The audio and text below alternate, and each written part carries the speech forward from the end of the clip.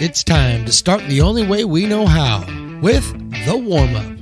Brought to you from our friends at Brick & Barrel. With a wonderful family atmosphere, Brick & Barrel has a beautiful beer garden and is just the place to take in a game or celebrate after. Brick & Barrel, 155 Joyner Parkway in Lincoln. The way you warm up is the way you perform. So to be the best, you gotta warm up with the best. So warm up with us as we sit down with a member of the Potters coaching staff to talk all things Potters. It's time to get loose and warm up right here on Stones Radio Networks. Well, hello and welcome into the pregame show, the warm-up as we call it. Mark the Phantom Law here with Stones McCoy. Stones McCoy is our Potters coaching staff member here during the week. And Stones, I know we need to talk about the game, but I have to mention, tonight is Thirsty Thursday, first of all. Yeah, it's so it's going to be a great crowd. Yeah. Also, it's something to do with the Zebras, Lincoln High Founders Night or something like that. So we've got the dance team and the cheer team out here. But we also have the mascot, and I had two kids go to Lincoln High for 4 years apiece, which makes 8 years of Lincoln High. Okay. I didn't know the mascot had a name. Well, Did you hear that? No, I was too busy actually trying to get the show ready. What was the name? Zeus the zebra. The fighting zebra. Yeah, he was a fighting zebra, and he was all nice. All Because I remember when my first son went through Lincoln, the zebra kind of had a yellow outfit. They cleaned it up, and this one was very clean, but Zeus did not throw a good pitch. But I guess it's not easy to throw a pitch when you're in that mascot outfit. He's in it all the time, though, so he lives in it. You're right. He should be able to throw. I don't understand. What am I thinking? I Why didn't I realize that? So we've got the Sacramento Yankees are in for the second game of a two-game series here. On Tuesday, Stones, the Yankees went out big. They got Isaiah Williams, the left-hander, threw great. They took a big lead. Potters came almost all the way back and 7-6. What were your takeaways from that one? Well, again, we kind of touched on it on the post game, but really, it's making mistakes off of the mound, allowing free passes to set up big innings, and that's what happened to the Potters. They allowed a lot of the smaller mistakes. Errors and walks led to big innings, and they struggled to come back from that. You get too deep of a hole, it's really hard to come back from. Yeah, Isaiah Williams pitched well. Potters had 29 hits, I think, the 2 games before on Tuesday, and then Tuesday just 4. But tonight, we get an old favorite back. We get a Potter legend back, Zach Chamizo, from Lincoln High, from Sierra College. He's back in the lineup. What do you expect that to do for the Potters? That's going to be a jolt right in the arm. Man. Okay, you were talking. You're here on Founders Night, Lincoln Night. Chamizo coming off of the big home run that he had for Sierra in their run. They're late.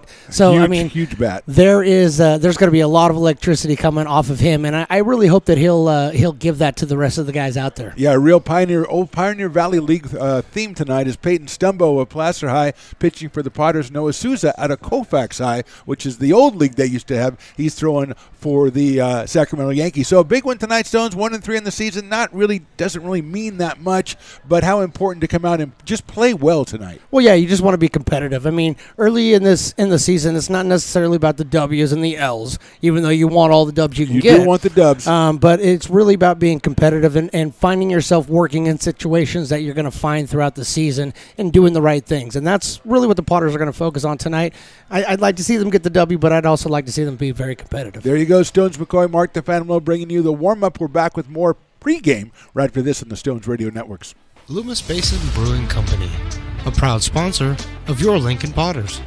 Visit them at 3277 Swetzer Road in Loomis or call 916-259-2739. Have you ever wondered, what is CMN? I thought so. Let me help. Loomis Basin Brewing Company, a proud sponsor of your Lincoln Potters.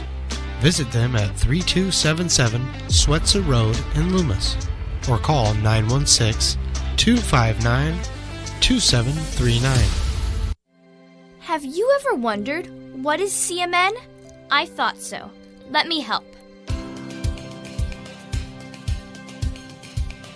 CMN stands for Children's Miracle Network, a non-profit organization that raises money for children's hospitals. Locally, UC Davis Children's Hospital is your CMN hospital, the only one in our area. It is a nationally ranked comprehensive children's hospital that provides the highest quality of care to pediatric patients like me. How is this level of care possible? With help from CMN donations. CMN teamed with corporate partners and community donors to fundraise for things like equipment, research, and patient care. All money raised locally during campaigns like this stays local to support children treated at UC Davis Children's Hospital. Sick and injured kids can't wait to get the care they need. And thanks to generous donors, partners, and fundraisers like you, we don't have to. Please give wherever you see the Miracle Balloon, and thank you for supporting CMN at UC Davis.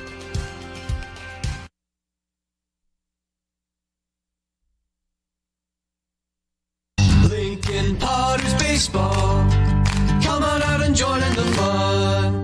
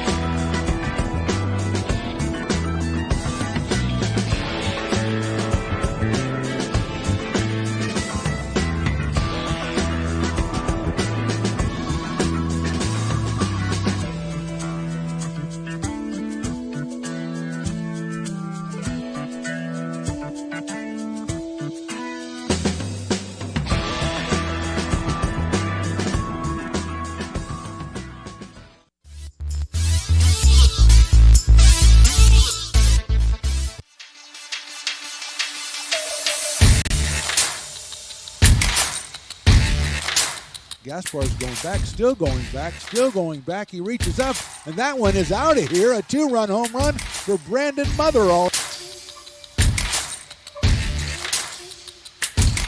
Line drive, center field, hit very well. Barnes goes back, still going back. He's not going to get it. It's down.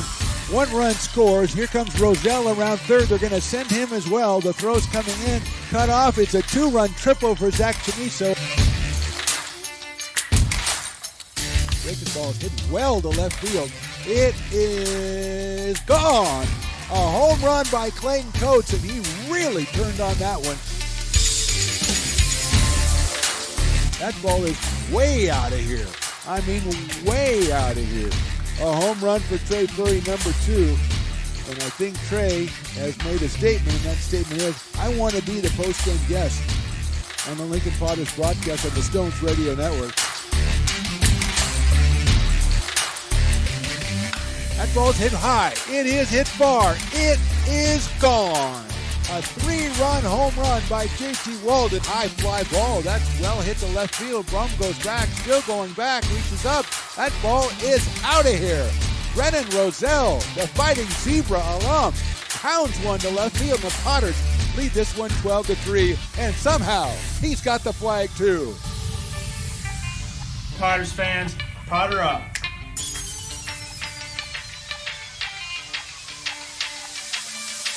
Hello and welcome to McBean Stadium in Lincoln, California for another exciting night of Lincoln Potters baseball. I'm Mark the Phantom Lowe alongside my partner, the great Stones McCoy. Tonight, we bring you the second of two meetings this week between the Potters and the visiting Sacramento Yankees. The Yankees are 3-0 on the season after beating the Potters 7-6 on Tuesday night. Sacramento got 5 flawless innings from left-hander Isaiah Williams to grab a lead and then held on as the Potters had the tying run on third as the game ended. The Potters sit at 1-3 in 2023 and are riding a 3-game losing streak after winning their season opener last Friday night. They'll look to turn things around tonight in front of a big Thirsty Thursday crowd. It's a get-right game for the home team, and it all starts with lineups and first pitch right after this short break on the Stones Radio Networks. Loomis Basin Brewing Company, a proud sponsor of your Lincoln Potters. Visit them at 3277 Swetzer Road in Loomis or call 916-259-2739. Have you ever wondered, what is CMN? I thought so. Let me help. CMN stands for Children's Miracle Network, a non-profit organization that raises money for children's hospitals. Locally, UC Davis Children's Hospital is your CMN hospital, the only one in our area. It is a nationally ranked comprehensive children's hospital that provides the highest quality of care to pediatric patients like me. How is this level of care possible? With help from CMN donations. CMN teamed with corporate partners and community donors to fundraise for things like equipment, research, and patient care. All money raised locally during campaigns like this stays local to support children treated at UC Davis Children's Hospital. Sick and injured kids can't wait to get the care they need. And thanks to generous donors, partners, and fundraisers like you, we don't have to. Please give wherever you see the Miracle Balloon, and thank you for supporting CMN at UC Davis.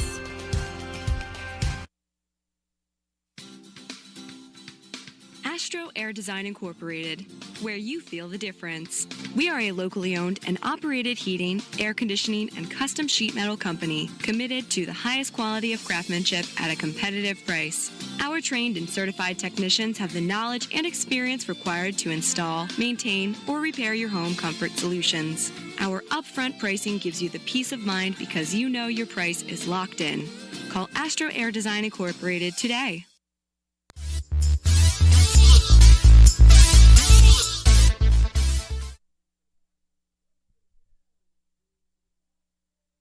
And we are here. Look at this. Look at the field. It's incredible. We got choirs out there. We've got Lincoln High yell leaders, cheerleaders, stunt teams. We got people down the third base line, down the first base line. There's the choir that just sang it. Now they're yelling at the crowd. And, oh, good. I like when the choir turns around and starts heckling the crowd. That's fantastic. Another great crowd out here. I'm Mark the Phantom Lowe here with Stones McCoy, bringing you tonight's game between the Potters and the Sacramento Yankees. But it is not only Thirsty Thursday, which I don't really think many of the people on the field right now are taking part in.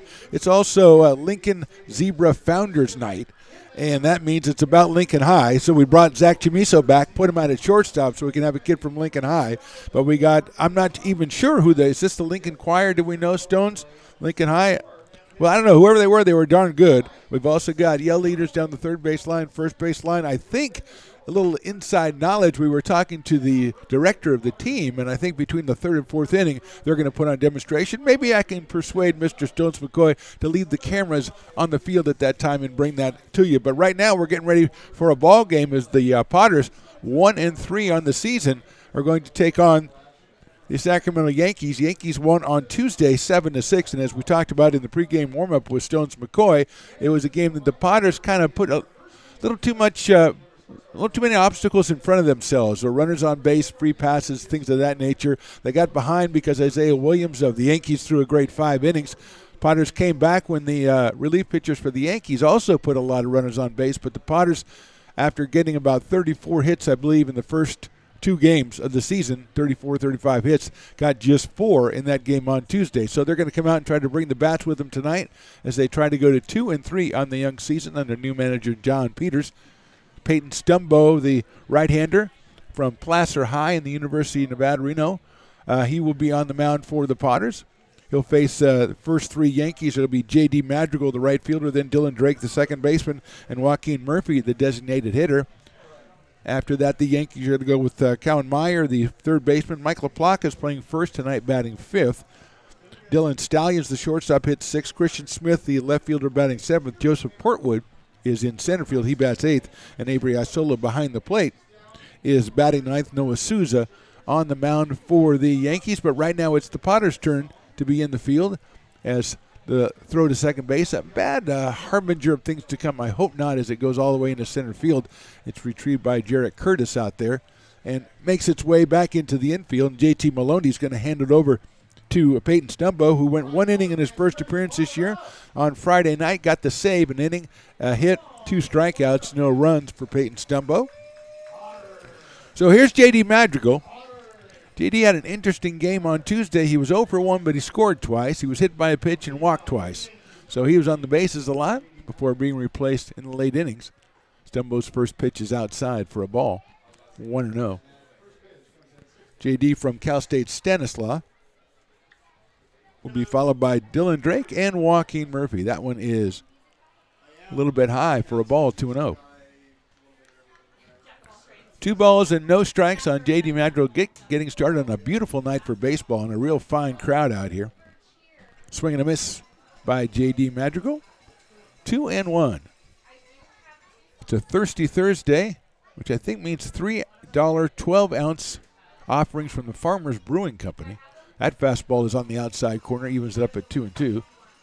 And it is not, let's clear this up right now, Stones, that is not the same people as Farmers Insurance. I want you to know that. Or any of the farmers that fill your grocery stores with goodies. 2-2 pitches hit down the right field line, giving chase over there is Aiden Isola into foul territory, but he's not going to be able to catch up with it. It falls in the bullpen area down the right field line. And it will be 2 balls and 2 strikes again on J.D. Madrigal. So that's the Thirsty Thursday portion. Then, as we mentioned, it's a Lincoln Zebra Founders Night. And we found out, as we talked about in the pregame, the warm-up show, the Zebra's mascot is named Zeus, which I did not know. It was a very majestic-looking creature out there, but not really a good fastball by Zeus. Stumbo from the windup delivers the 2-2. It's hit sharply on the ground towards second base. Cade Sanchez collects it over to first for the first out of the ball game. So Madrigal's out 4-3, and that'll bring up Dylan Drake, who was 2 for 3 in the first game, and he's up here with 1 out. Let's look at that defensive alignment for the Potters. Ben Romano, the new guy's out in left field. Jarrett Curtis in center. Aiden Isola is playing right tonight. JT Maloney at third. Zach Chamiso at short. Sanchez, Levi Sotomayor at first. Behind the plate is Landon Weiss, and on the mound is Peyton Stumbo, who is now 0-1 on Dylan Drake as the first pitch is swung on and missed. Dylan, a couple of hits in the game on Tuesday. Also, in an interesting thing you don't see every day, didn't come up to bat one time when it was his turn. And he just sat out the at-bat. And that was a little controversy over it, a little conversation, but nothing happened in the end, so it worked out for him. That one's lined into center field. Curtis is coming in. He looks like it's going to hang up, and Jarrett makes the catch. So Drake hit it hard, but hit it right at Jarrett Curtis in center field. That was one thing Tuesday night. The Yankees dropped a lot of balls into short center field.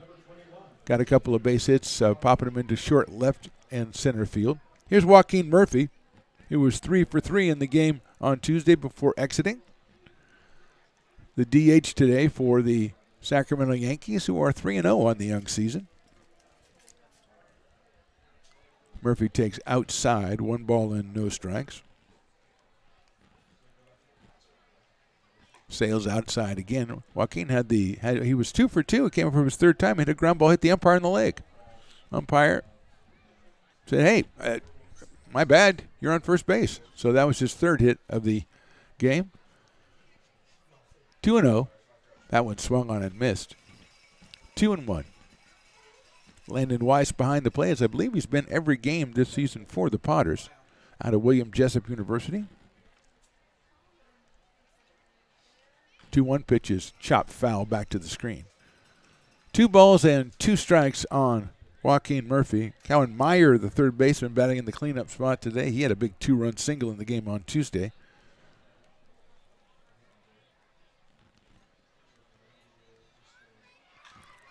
Fly ball left field. Romano moving over toward the line, trying to fight the sun, reaches up and makes the catch. So Ben handles the sun very well in his first try.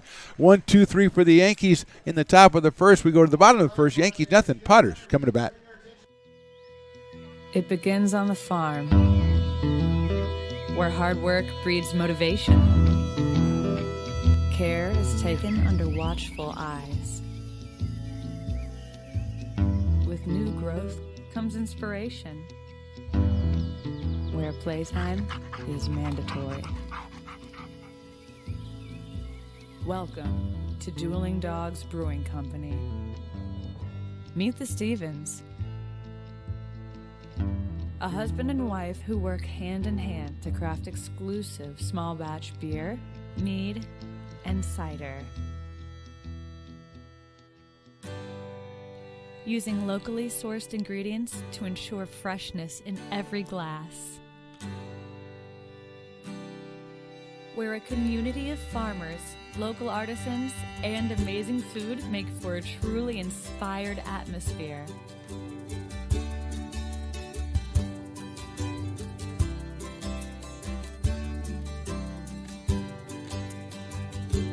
At the end of the day, we know the value of hard work. The families it unites, it's in the pride we take, the stories we tell, and the best friends who are cherished. Dueling Dogs Brewing Company.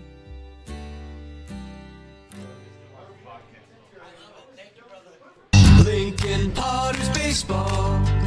Come on out and join in the fun. Bottom of the first, Noah Souza on the mound for the Yankees. The left-hander's finishing up his warm-up tosses, and the ball goes down to second base and again goes into center field. So both teams are doing that so far tonight. Potters will start off with, they won't start off with J.D. Madrigal, so turn the book over, Phantom. Aiden Isola is first, and then Zach Chamiso and Cade Sanchez for the Potters in the top of the first. Rest of their lineup, Trey Furry's batting fourth today, then Levi Sotomayor batting fifth. Ben Romano, the left fielder, hit sixth. Jarrett Curtis seventh, JT Maloney, and Landon Weiss. With Peyton Stumbo on the mound.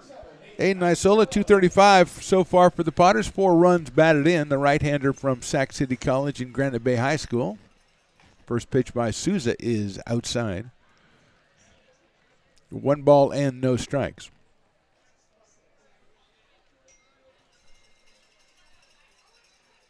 That one's inside corner. My bad. Pardon me. Look, it was inside, but it's on the inside corner. There's Piper. Piper showed up. I wonder if Piper and Zeus will have a face-off today. That's something I would pay some pay-per-view money to see. 1-1 coming up. Outside for a ball. 2-1 on Aiden Isola.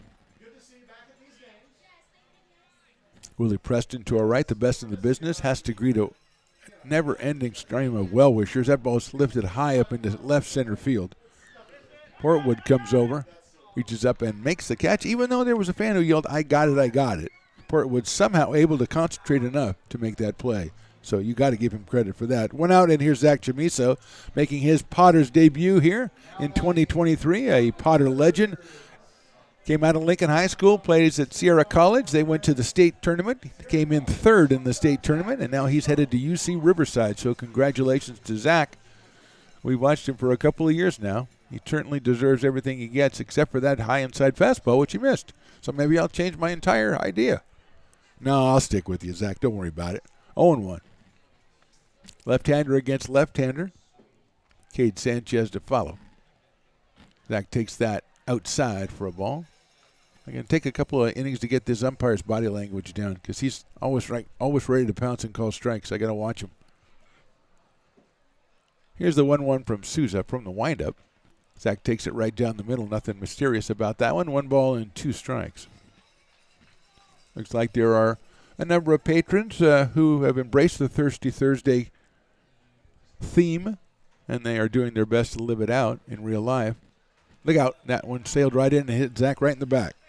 So that's what he says. I came back for this? Come on. All right, go down to first base, Zach. We'll talk about it later. Kate Sanchez coming to the plate. Second baseman out of Houston, Texas, and Texas A&M Corpus Christi is hitting .353 for the Potters through 4 games with 6 runs batted in. Leading the team in that category, right-hand hitting second baseman. Got Chamiso over at first. Souza comes to the plate. Sanchez pops it up on the infield. Now it's behind home plate. Now it's on the infield again. And what a play by the catcher. Avery Isola, who was wandering around. That ball ended up in fair territory, and Avery makes the catch, and the umpire said, nice play, and Avery gave him the shrug. So I don't know how he did it, but it was a good catch by Isola. 2 outs, and here's Trey Furry. Trey doing the designated hitting duties tonight for the Potters. He's got Chamiso at first, and now 2 outs here in the bottom of the first. Trey takes the fastball right down the middle for a strike. 0-1 on Trey Furry out of Folsom Lake College. Also participants in this year's State Community College Baseball Final Four. He swings and misses one down the dirt, although Trey didn't play this year. He was at Oklahoma Baptist College. 0-2 on Trey Furry. Just getting started here on a beautiful Thursday evening at McBean Stadium. Another great crowd. Tuesday was about 900, I'm told. That's a fastball, just misses the outside corner, which is tremendous for a Tuesday. And all thanks go to the Lincoln Potter fans, because they're the ones coming out here checking it out. And we thank all of you for doing that, and all of you who are at home checking us out on the Lincoln Potters YouTube, Stones Radio Network's YouTube, or your Facebook. There goes the runner. The pitch is swung on and missed, and the tag is made by the catcher Isola, and Furry is down on strikes. No runs, no hit, 1 left. We go to the second inning. Yankees nothing, Potters nothing.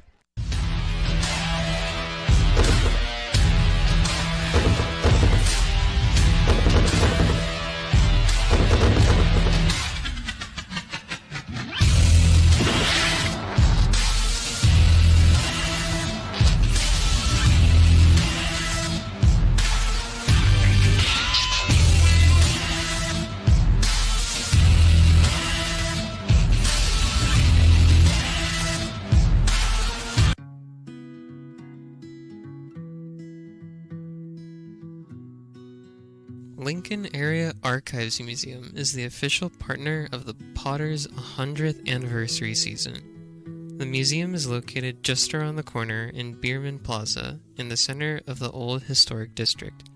Plan your visit and learn about early Lincoln history.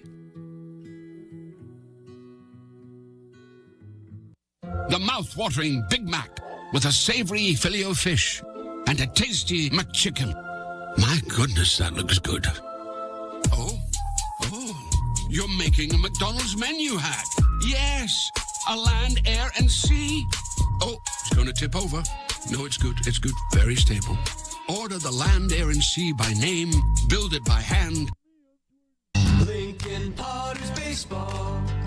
Come on out and join in the fun. Top of the second inning, no score. On your screen, if you look quickly, you can see Jordan Bajorgeson, former intern, now journalist, and now photographer, who waits until the camera's on, then goes out and squats on the field and takes some pictures that are totally unnecessary. But he says, oh, I got a great angle.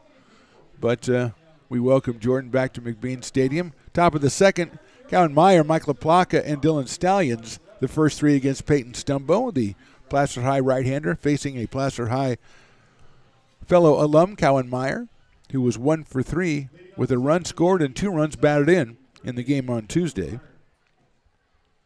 Steps in against Peyton Stumbo, right-hander against right-hander. First pitch is in there for a call strike.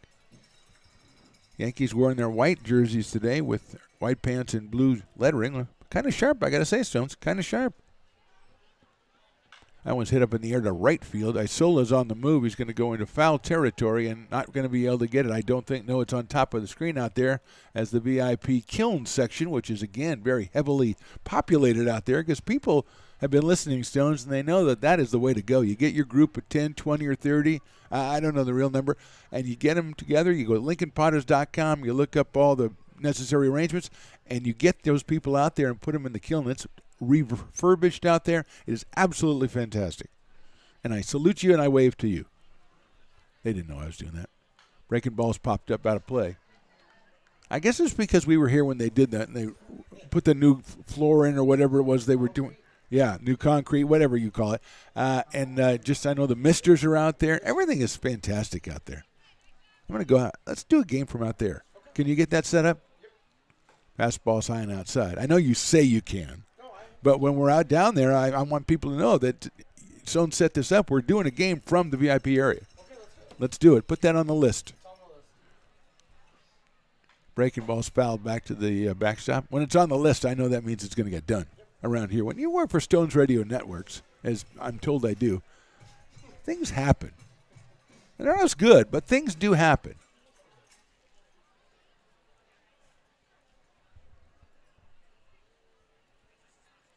1-2 from Stumbo. Breaking balls hit sharply back up the middle into center field, and we have the first hit of the ball game.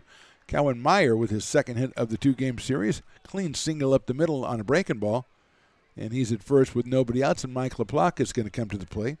Mike was 0 for 3 in the game on Tuesday, did score a run. Now batting for the Yankees, first baseman Mike LaPlaca. So he's up here with nobody out and Meyer over at first base. He puts on the oven mitt that you put on when you get on the bases these days. Fastball is just a little bit too low on Mike LaPlaca. He's followed by Dylan Stallions, the shortstop in this one. Throw over to first base, and Meyer is back. Levi Sotomayor manning first base for the Potters out of Sac City. Throw the first again. Maybe a little bit closer, but not much. Still at 1-0 on Mike LaPlaca. Short lead by Meyer at first base. That's high and inside. 2-0. Peyton Stumbo, a second appearance of the season, an inning on Friday night. Gave up a hit and struck out 2, no runs allowed. He closed out that win 5-2 for the Potters over the Novato Knicks. He throws over to first base. Knicks came back and won on Saturday 5-4 and on Sunday 10-8. And the Yankees a 7-6 win on Tuesday. So the Potters have lost 3 straight by a combined total of 4 runs. There goes the runner. The pitch is popped up. Shortstop Chamiso is going to make the play, and he does for the first out. So the hit run was on. LaPlaca pops it up to shortstop, and that will bring up Dylan Stallions. Shortstop came off the bench in game number 1 of the series, was 0 for 1, came in the late innings, took over at shortstop. So he's 0 for 1. He's also out of Colfax High School.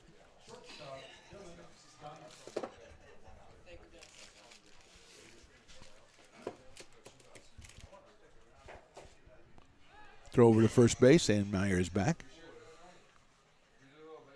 Tomorrow night, Potters and Menlo Park Legends, 6:35. Then the Legends again on Saturday and Sunday. Here's it. Runners going again. The throw to second base is a little bit in time. Nice short hop out there. Beautiful play by the second baseman, Cade Sanchez. The throw is quickly down there by Landon Weiss. A little bit short. Sanchez backhands it, puts the tag on Meyer for the second out. A beautiful play by the Potters. Weiss has thrown out several runners so far in the first couple of games of this season. That one, give 50% of the credit to Cade Sanchez on that one.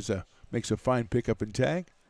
And then Stallions hits one out to the right of Sanchez. He backhands that, throws it to first, and that's the inning. So good job by the Potters defensively. We go to the bottom of the second. Yankees nothing. Potters nothing. Astro Air Design Incorporated, where you feel the difference. We are a locally owned and operated heating, air conditioning, and custom sheet metal company committed to the highest quality of craftsmanship at a competitive price. Our trained and certified technicians have the knowledge and experience required to install, maintain, or repair your home comfort solutions. Our upfront pricing gives you the peace of mind because you know your price is locked in.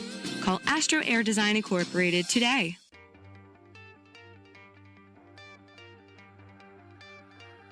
Gooseport Public House. We have sports on 10 big screen TVs, 23 beer taps with classics and crafts, a full bar with creative craft mixed drinks, live music, and most importantly, great fresh food. In downtown Roseville off Vernon Street, only 15 minutes from the ballpark. See ya at Gooseport.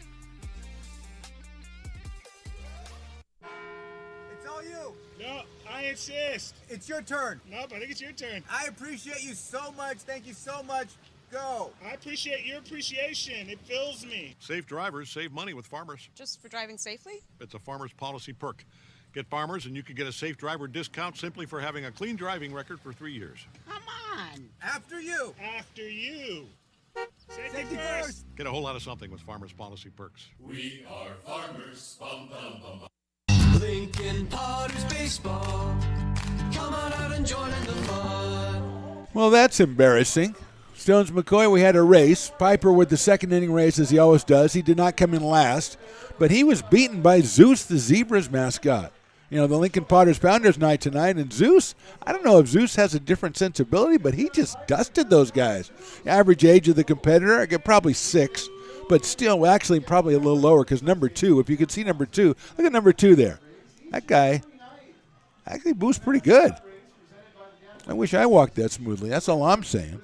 But the cameras that Stones put that's out there, we can actually focus on the participants in these races that you've been hearing so much about over the years. Noah Souza is going to conclude his warm-up tosses as he had to wait for that mass of humanity to cross home plate. And again, Zeus the Zebra, the mascot, clearly wins that one. And Piper, I believe Piper might have come in 4th, which is not bad. Oh, here's something that you might want to know if you're a human being. Tomorrow night, 6:35 first pitch. I was mentioning the Menlo Park Legends, but we got a lot going on. It's a fanny pack giveaway, but it's also 90s night, and I think that it tends to bring out the crazies, I'm thinking. It really does. It's a lot of fun out here whenever they have the theme night because, of course, Willie Preston is rolling the tunes, and he gets the 90s music out here, and we've got all kinds of costumes and stuff. So come on out tomorrow night, 6:35 first pitch. It's a Friday night at McBean Stadium, and it's 90s night. It can scarcely get any better than that in Lincoln, California, or in Placer County. Affordable Family Fund in all of Placer County and beyond. If you're in Sacramento right now, you can come to Lincoln tomorrow if you want. Tell them Stone says it was okay. First pitch at the bottom of the seconds to Levi Sotomayor, and it is in there for a strike on 1. Levi hitting at .421 so far with a couple of runs batted in this summer. Left-hander delivers Sousa on the outside corner, called that strike 2. So Sousa deals 0-2.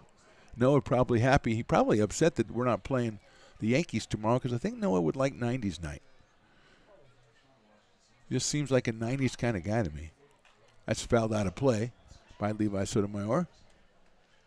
Great crowd out here for tonight, Thirsty Thursday.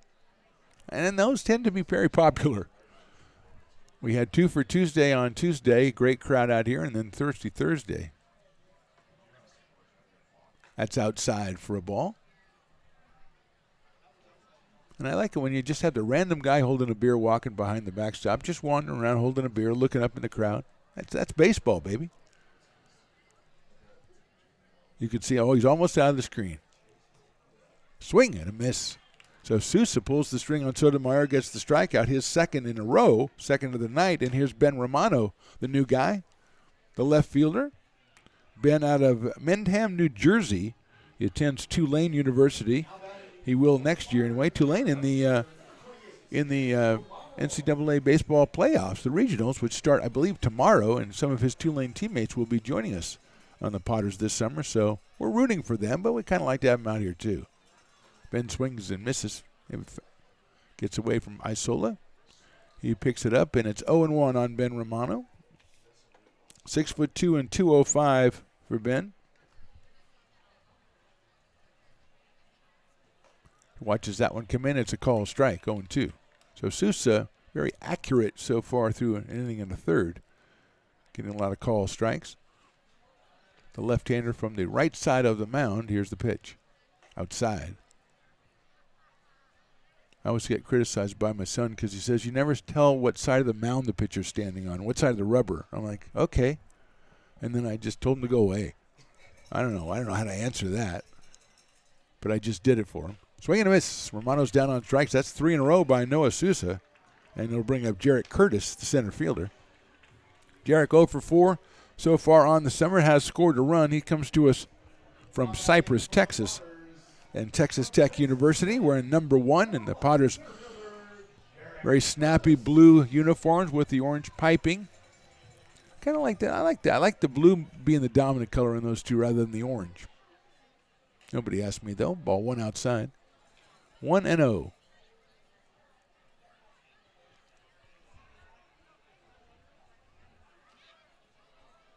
Outfield pretty much straight away for Jarrett Curtis, who takes that one high and inside. If he reaches base, then JT Maloney, your third baseman, will come up, batting in the number 8 spot today.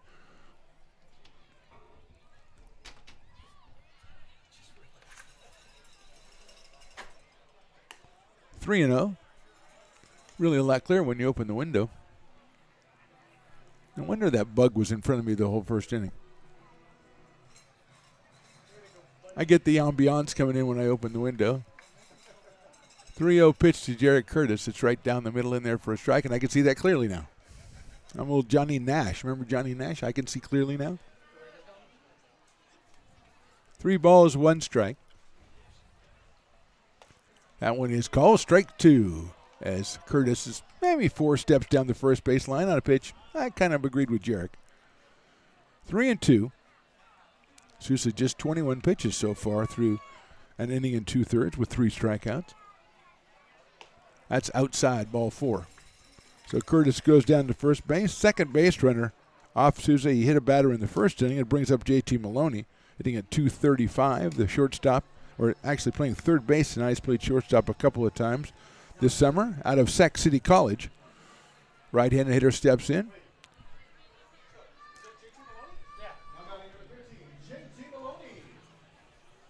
Curtis at first base. Let's see if he goes. The pitch comes to the plate, hit sharply out towards shortstop. Stallions has he's going to go the short way a second for the 4th. So nothing across for the Potters in the second. We go to the top of the 3rd. Potters nothing, Yankees nothing.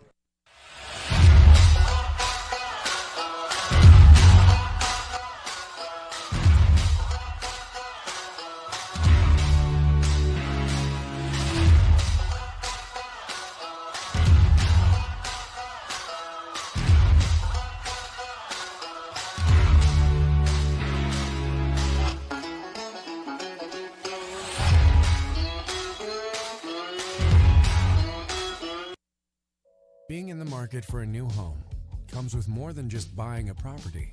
It is finding the right house in the right neighborhood in the right community. Since 2005, Lori, with Frey & Associates Real Estate, has lived and worked as a real estate broker in Lincoln. She is passionate about local organizations and volunteers with them as well. She's knowledgeable, she knows, she asks a lot of questions, she gets things done. We still learn a lot from Lori, and she's very helpful, very positive, and has been wonderful, wonderful broker. We at Frey & Associates are your local hometown realtor, and we are here for you.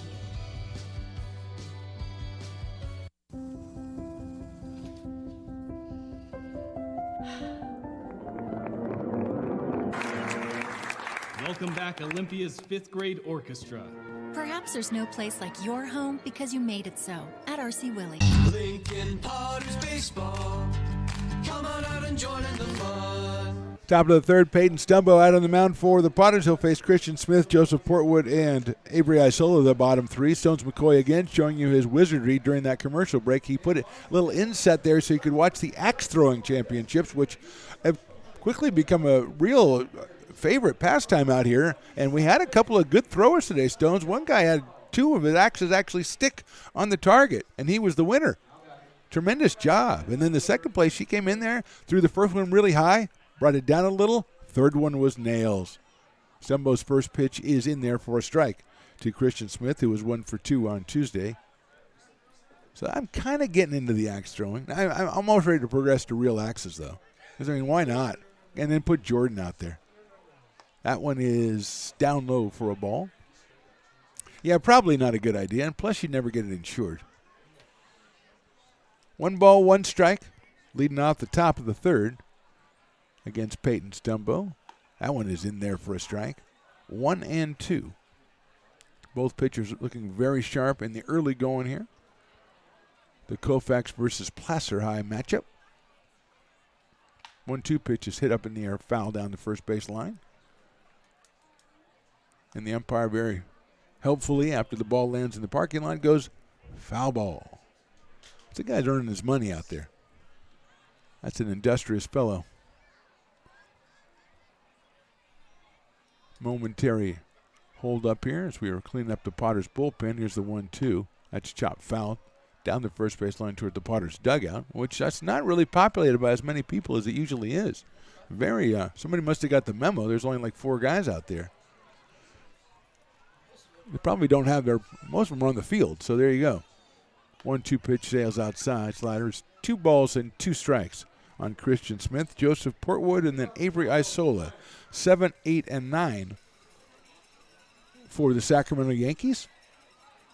That's line to right field, coming on the right fielder and making the catch head high is Aiden Isola out in right field, which is usually where you put the right fielder. Ball hit hard by Christian Smith, but Aiden came in and caught it, like I said, about head high, shoulder high for the first out. That brings up Joseph Portwood, the center fielder.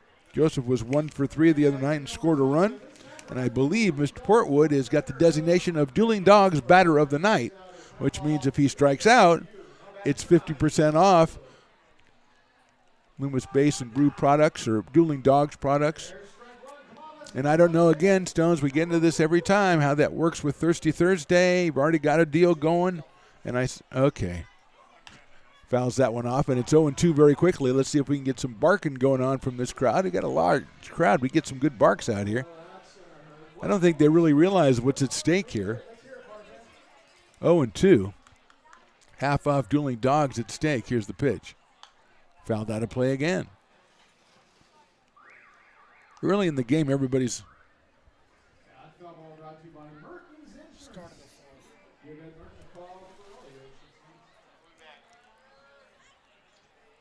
Popped up infield. Chamiso calling for it. Now it's going to be third baseman JT Maloney. It's really up there, and he makes the catch for the out. So Portwood fouls out. He foils the thirsty Potter fans, but there's still Thirsty Thursday to go back on. So you can still do that. A warning, we're going to give you a spoiler alert here, so you know if you're taping or something, recording the basketball game and checking us out, which is what you should be doing. Just want to give you an update for those of you who don't do that. It is just about the beginning of the fourth quarter, and the Nuggets lead 84-63. That's a fastball right down the middle. 1 ball, 1 strike on Avery Isola. He was 1 for 4 with a run batted in the other night. Brother Aiden out in right field.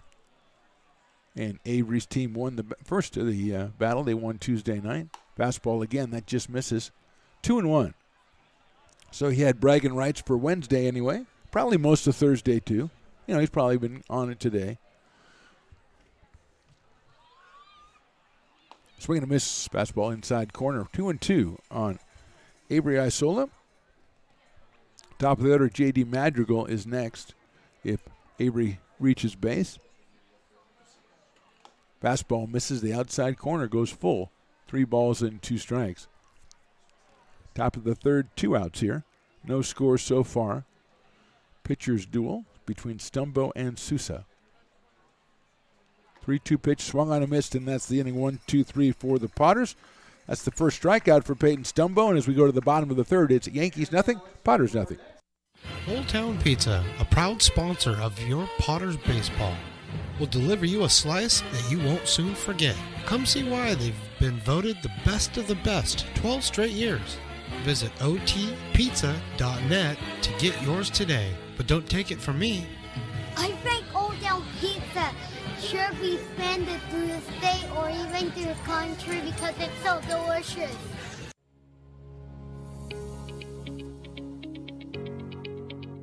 Placer Valley Tourism.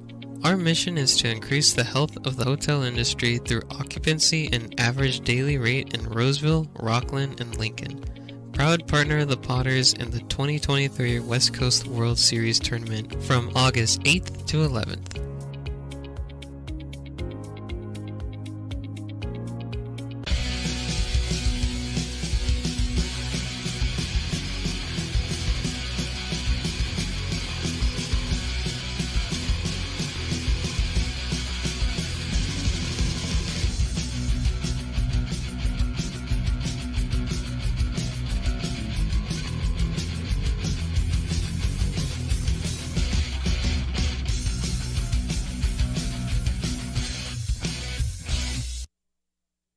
Lincoln Potters baseball. Come on out and join in the fun. Bottom of the third, Noah Souza back on the mound. He's gone through 2 innings. He's allowed 2 base runners, 1 hit by pitch and 1 walk, but he's struck out 3. He'll face Landon Weiss at number 9 in the order. Then the top of the order, Aiden Isola and Zach Chamiso. No word from Stones Radio Network's headquarters on when that game. We're going to broadcast it out of the kiln out there. I'm still waiting for the muckety mucks to get back to me on that because I'm trying to make things exciting. I'm trying to put some zest into these broadcasts, and the suits don't understand that. All they see is problems. It's endless. Here's Landon Weiss, catcher out of William Jessup University, batting at .364 for the Potters so far this summer. 4 runs batted in, and I think probably 4 guys thrown out trying to steal as well. Landon takes in there for a strike from Sousa, who has been throwing strikes, just 22. That's his 22nd pitch of the game, and we are in the bottom of the third. Weiss takes ball 1. 1 ball and 1 strike on Landon. Aiden Isola, Zach Chamiso to follow.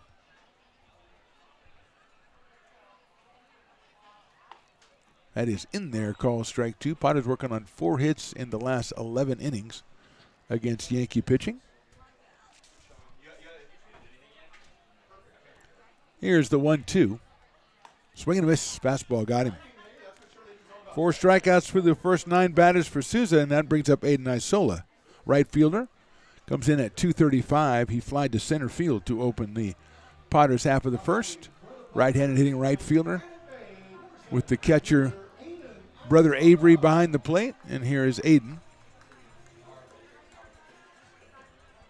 Beautiful night here for baseball. Grassy Knoll is packed over there down the left field line. 1-0.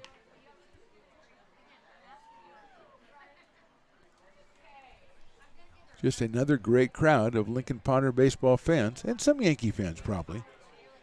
1-0 pitch is on the inside corner. Call it strike 1. 1 ball and 1 strike. Another one of those helmets filled with ice cream. I love those things. Just trying to get a better look at it. Excuse me. Swing and a miss by Aiden Isola. 1-2. I wonder if she'd give me a bite of that. I doubt it.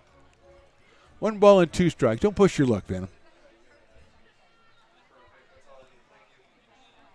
From the windup, Noah Souza. Line drive left center field. That's down for a base hit, and the Potters are on the board hit-wise as Isola lines it into left center field. Aiden is on with 1 out. Both teams now with a hit. And here's Zach Chamiso, who was hit by a pitch his first time up on his 2-strike pitch. Left-hand hitting shortstop out of Lincoln High and Sierra College. He's headed to UCR, that's University of California at Riverside, after a tremendous 2 seasons at Sierra College. First pitch is right down the middle for a strike. 0-1 to Zach Chamiso.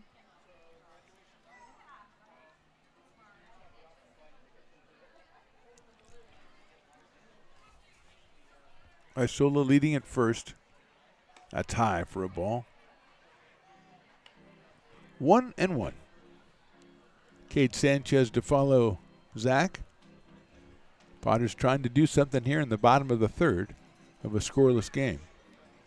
each team with a single hit. Throw to first base, had him lean the wrong way, but fortunately for Aiden, he wasn't far enough off and was able to get back before the ball got there. Mike LaPlaque, the first baseman, putting the tag on, but just a little bit too late. So he'll live to run another day, and here's Chamizo, 1 ball and 1 strike. That pops it up. The pitcher's calling for it, and Sousa catches the ball crossing the foul line. So a couple of pop-ups, one caught by the catcher, one caught by the pitcher so far for the Yankees defensively today. And Chamizo gets the very rare F1 on that one. 2 outs, and here's Cade Sanchez. He popped to the catcher his last time up on a really good play by Avery Isola behind home plate on a ball that took him from foul territory right back into fair territory. Aiden Isola still over at first base. Sanchez watches that one going in for strike 1. Sousa's found a good spot on that corner. He's going there with his first pitch, and he's ahead in the count 0-1. That is inside for a ball, 1-1. We have a little bobblehead here from the Stones Radio Network's bobblehead night. Keep it, close to remind us of good memories from last year's bobblehead night. We thank the Potters once again for doing that. That was a blast. Sanchez waves at it. Did he go? Yes, he did. Strike 2. I just like the way I'm very youthful looking. It took like 67 years off my life. Stones just looks the same. And I remember Nolan designed it and said, I think Phantom is sitting down. Ground ball sharply out towards shortstop. Stallions has it. Slips, steps on second for the 4th, and the inning is over. No runs, 1 hit, 1 left. We go to the 4th. Yankees nothing. Potters nothing. Hi, Bill Evans, President of the Placer County Association of Realtors. We're in the store, our conference facilities. An amazing team helps keep together an amazing organization. And we thank them all. This organization can't do what it does and can't run the way it runs without the help of so many members volunteering their time. The success of the Placer County Association of Realtors is largely dependent on our active volunteer members to help our organization and industry. The work of our committees greatly impacts our ability to champion efforts across the board and giving back to the Placer County community wherever we can. Like all service organizations, I wanted to serve. And getting involved with the affiliate committee was the perfect way to do that. I love being able to serve my community with my business friends and other leaders and give back to those who are in need. The thing I love about the PCAR committees is they all work toward the same goal of bringing the community together to support those in need in our surrounding area. I instantly came to the meeting and had a wonderful time, felt like I was a part of something bigger, and it was just the start of my leadership journey.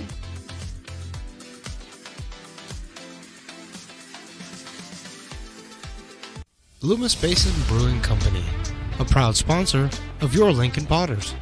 Visit them at 3277 Swetzer Road in Loomis or call 916-259-2739. Lincoln Potters Baseball. Come on out and join in the fun. Through the wizardry of modern technology, during the commercial, enjoyed the Lincoln Potters cheer team as they performed for the crowd down the first base line in honor of Lincoln Zebras Founders Night. I don't see Zeus over there. Zeus the Zebra. Oh, he's out. Him and Piper out walking. They're out walking the concourse like two guys out on the town.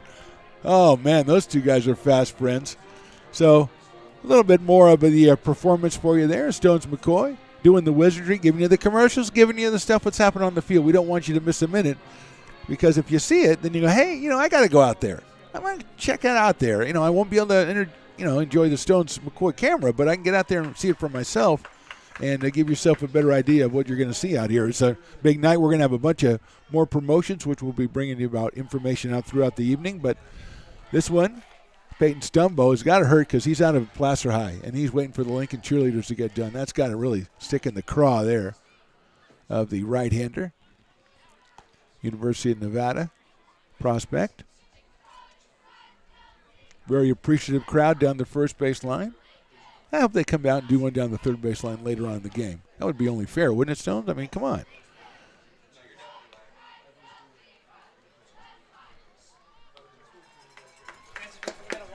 Fantastic.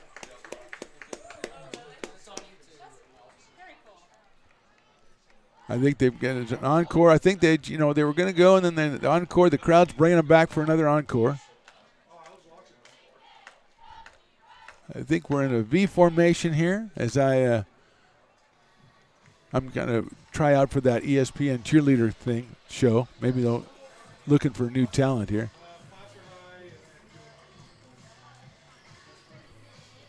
Peyton Stumbo's over there going, I like this, but, I got to pitch my inning here. Kind of taking it easy as we have the fans, or the players congregating, the outfielders in left center field, infielders in right field, short right field, and JT Maloney just hanging out over by third base by himself. Landon Weiss behind home plate, settling in. And there we go. Tremendous performance by the Lincoln High cheer team. And now we are ready to go with some baseball. And we'll start it off with the top of the order. That means J.D. Madrigal. The right fielder grounded to second base to open the game up, and he will come up here again out of Cal State Stanislaus. Great job by Lincoln High. And we're back to the action. Top of the fourth, no score. As Stumbo and Sousa have been the story so far for their respective teams.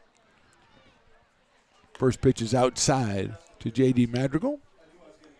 0 for 1 on Tuesday. Reached base 3 times, scored 2 runs. And 0 for 1 so far here tonight. Pops that one up right side.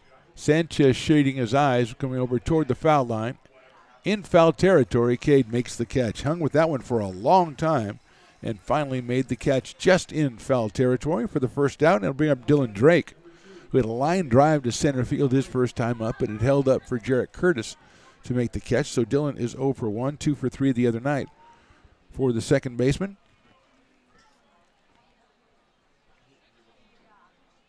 Left-handed hitter takes the first pitch high and outside.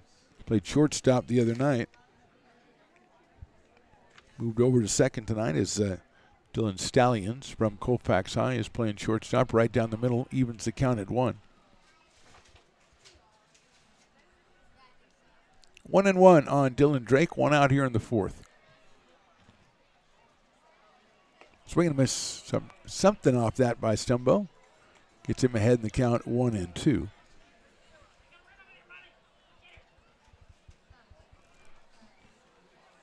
That's fouled off at the plate, so Dylan Drake stays alive. I think the most interesting thing to me so far is that Zeus and Piper have hit it off so well.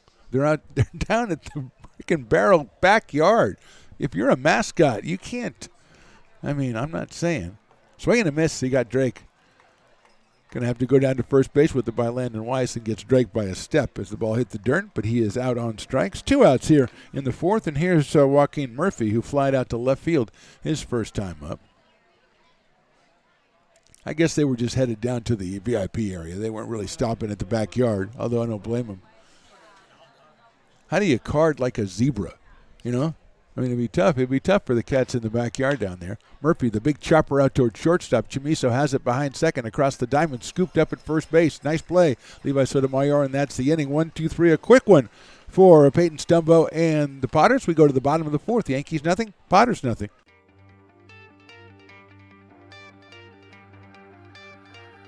Gooseport Public House. We have sports on 10 big screen TVs, 23 beer taps with classics and crafts, a full bar with creative craft mixed drinks, live music, and most importantly, great fresh food. In downtown Roseville off Vernon Street, only 15 minutes from the ballpark.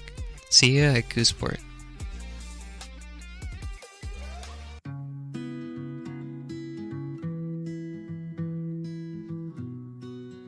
Lincoln Area Archives Museum is the official partner of the Potters 100th anniversary season. The museum is located just around the corner in Bierman Plaza in the center of the old historic district. Plan your visit and learn about early Lincoln history.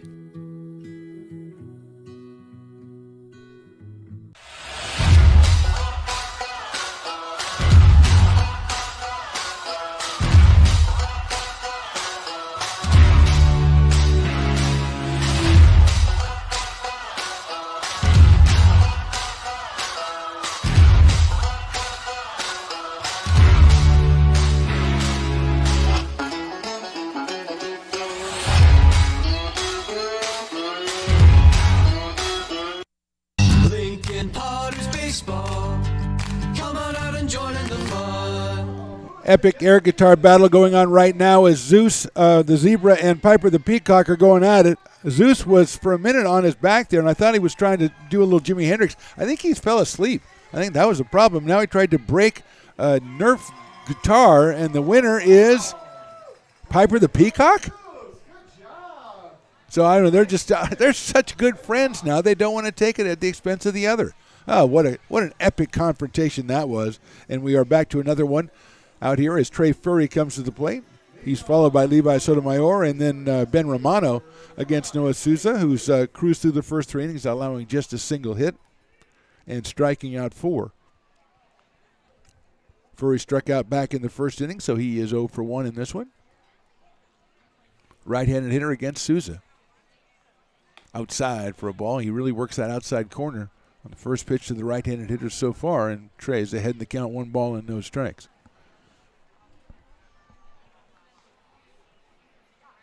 Inside that time, 2-0, just a big bunch of zeros out on the scoreboard as we are in the bottom of the 4th inning.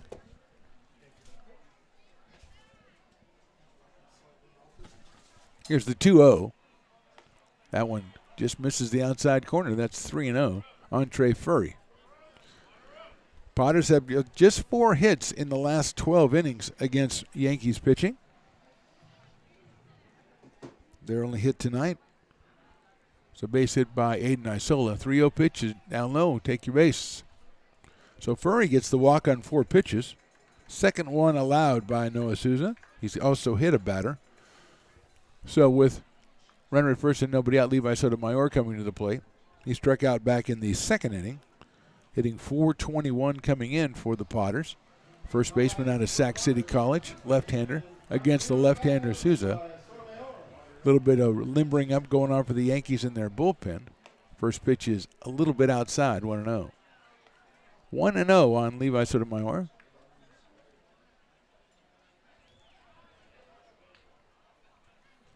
.41 pitches now for Noah Souza. Levi lines that one into left field. That's going to drop for a base hit. Scooped up out there by Smith, and he gets it in. Stopping at second is Trey Furry. Second hit of the game for the Potters. Levi, a little soft line drive right over the head of Kevin Meyer at third base. Clean single, so 2 on, nobody out, and that'll bring up Ben Romano, who struck out his first time up. Out of Mendham, New Jersey, and going to Tulane University, it's Ben Romano, right-handed in left fielder. Meyer comes in a little bit at third base. Romano takes outside for a ball. 1-0. So Souza just missing those spots he'd been hitting the first 3 innings. Potter's trying to take advantage here with 2 on and nobody out.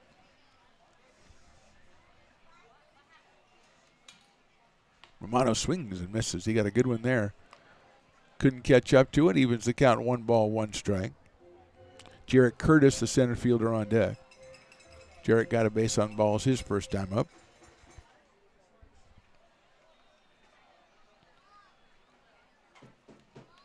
There goes the runner. The pitch is swung on and missed. The throw to third base is going to be just a little bit too late. And in under the tag is Trey Furry.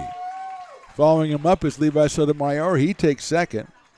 Furry just walked in, as he often does. We watched him the last couple summers. He's a walk into your lead base runner, and he stole that one after nobody stopped him. Second and third now, but the strike is in on Romano, so it's 1 ball and 2 strikes on Ben. Swing and a miss at a ball in the dirt. Tagged out by Isola, and Romano is down on strikes. So 1 out now in the 4th, and here's Jarrett Curtis. Walked back in the 4th inning, or back in the 2nd inning on a 3-2 pitch. He looks down at JP, coaching at third base. Pretty clear what needs to be done with runners at second and third and just 1 out here.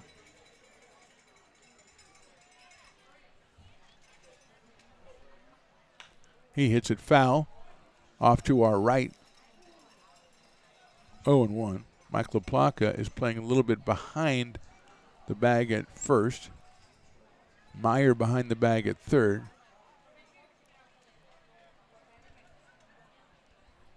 Oh, 1 pitch to Curtis. Sails high and outside. 1-1. Jarek wearing number 1 out of Cypress, Texas. Texas Tech University. Up here against the left-hander Noah Souza. Swing and a miss on a fastball that probably was a little bit outside, but now down in a hole, Jarek Curtis at 1 ball and 2 strikes. He's followed by J.T. Maloney as the Potters try to push across the first run of this one. Outfield straightaway and medium deep. Sales went outside, took a little bit off that one, missed the outside corner. Evens the count at Jarek at 2-2. Haven't seen a lot of shaved ice today, Stones. A lot of Thirsty Thursdays, which is what we like to see.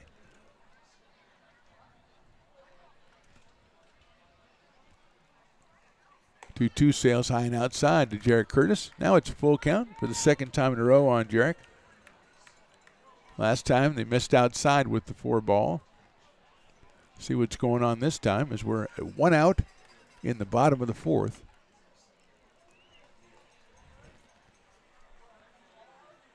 That's inside ball. No, call strike 3. Curtis took 3 steps and then jumped up in the air, so you knew he heard something bad, and he is called out on strikes. That is the 6th strikeout by Noah Souza, and now the Potters, who had second and third and nobody out, now at second and third and 2 outs after 2 strikeouts, and here's J.T. Maloney. Hit a ground ball to shortstop his first time up, fielder's choice. Right-handed third baseman out of Sac City College. Now the Potters' last chance here in the 4th. That's high and outside. Just a little bit loose on the location here in this 4th inning. He's up to 53 pitches. Still, though, 6 strikeouts through 3 2/3. He's been very effective. Maloney swings and misses. Good cut at a high fastball. Evens the count. 1 ball and 1 strike. JT out of Sac City College up against Souza out of Colfax High. Here in the bottom of the 4th.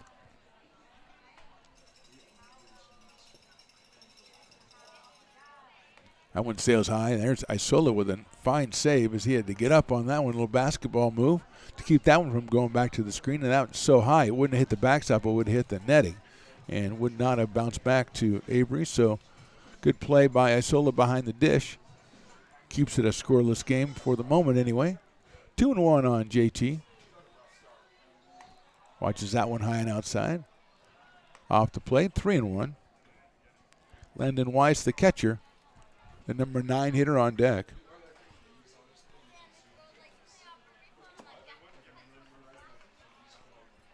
Runner coming down from third, that's Trey Furry. Here's the pitch.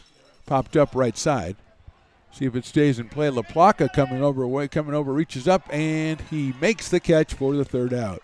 So Potters get 2 on, can't bring him around. We go to the top of the 5th. Potters nothing, Yankees nothing.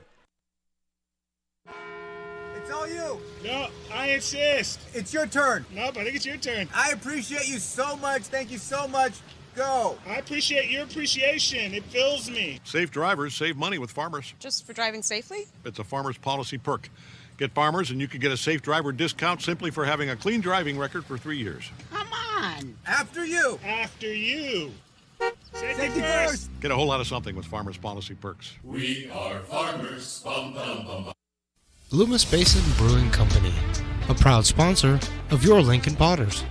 Visit them at 3277 Swetzer Road in Loomis or call 916-259-2739.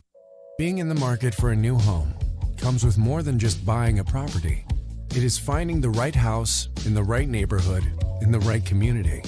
Since 2005, Lori with Frey & Associates Real Estate has lived and worked as a real estate broker in Lincoln.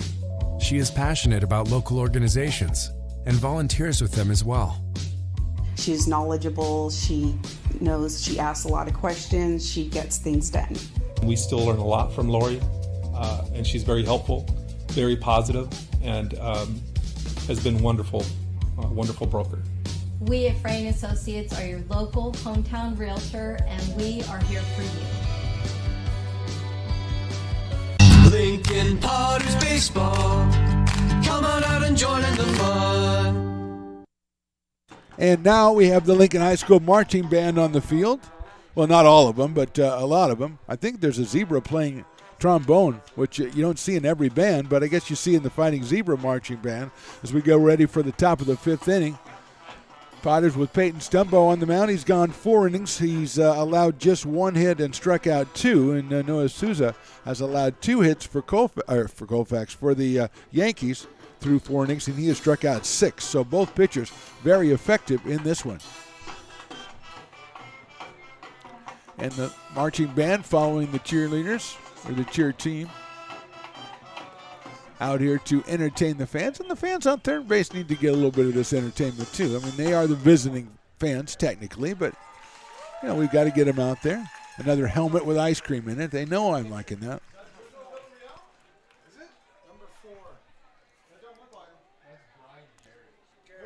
Brian Garrett is the new pitcher out of Sac City College. Good 4 innings by Peyton Stumbo. Just a single hit, as we said, and the 2 strikeouts. He did not walk a batter, so great 4 innings from Peyton Stumbo, and now Brian Garrett's going to take it over. Right-hander out of Sac City College. He's made a couple of appearances so far in this summer for the Potters, and he's going to make another one here today. Cowan Meyer, Mike LaPlaca, and Dylan Stallions will be the first 3 hitters off Brian Garrett here when we get started. The band, tremendous job. They are filing off as we speak. Even the guy dressed as the zebra, which is a gutsy move, I think, But you pull it off. And he did, because you're a trombone player. You can do anything.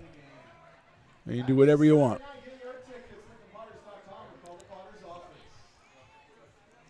Potters and Yankees, second game in 3 days. Yankees won 7-6 on Tuesday. Potters open up a series against the Menlo Park Legends, 6:35 tomorrow night. And it is, as we told you a little while ago, 90s night, which could mean a lot of different things. Hopefully it means we'll have some people that are in their 90s coming out here. That would be nice. I almost qualify for that. Not quite, though. All right, here is Cowan Meyer, who singled his first time up, the only hit for the Yankees so far. Garrett's first pitch is in there for a strike on 1. Cowan was 1 for 3 on Tuesday, a 2-run single, and scored a run. Playing at third base for the Yankees tonight. That pitch is outside and low. 1-1 from Brian Garrett on Cowan Meyer. Outfield pretty deep and straight away.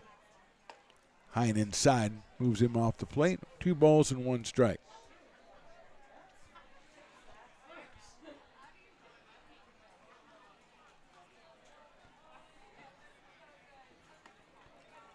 That's a swing, called strike 2 on Meyer.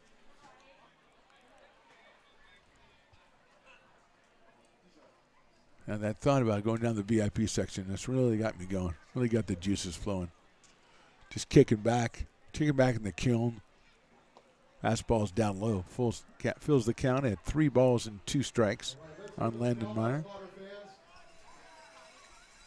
Cowan Meyer, Landon Meyer. I just made that guy up. And a bad name. That's inside, and Cowan Meyer gets the base on ball, so he's on base for the second time tonight. First time he got thrown out trying to steal it by Landon Weiss.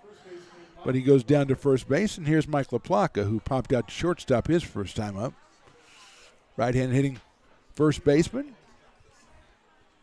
We are in the top of the 5th. No score in this one.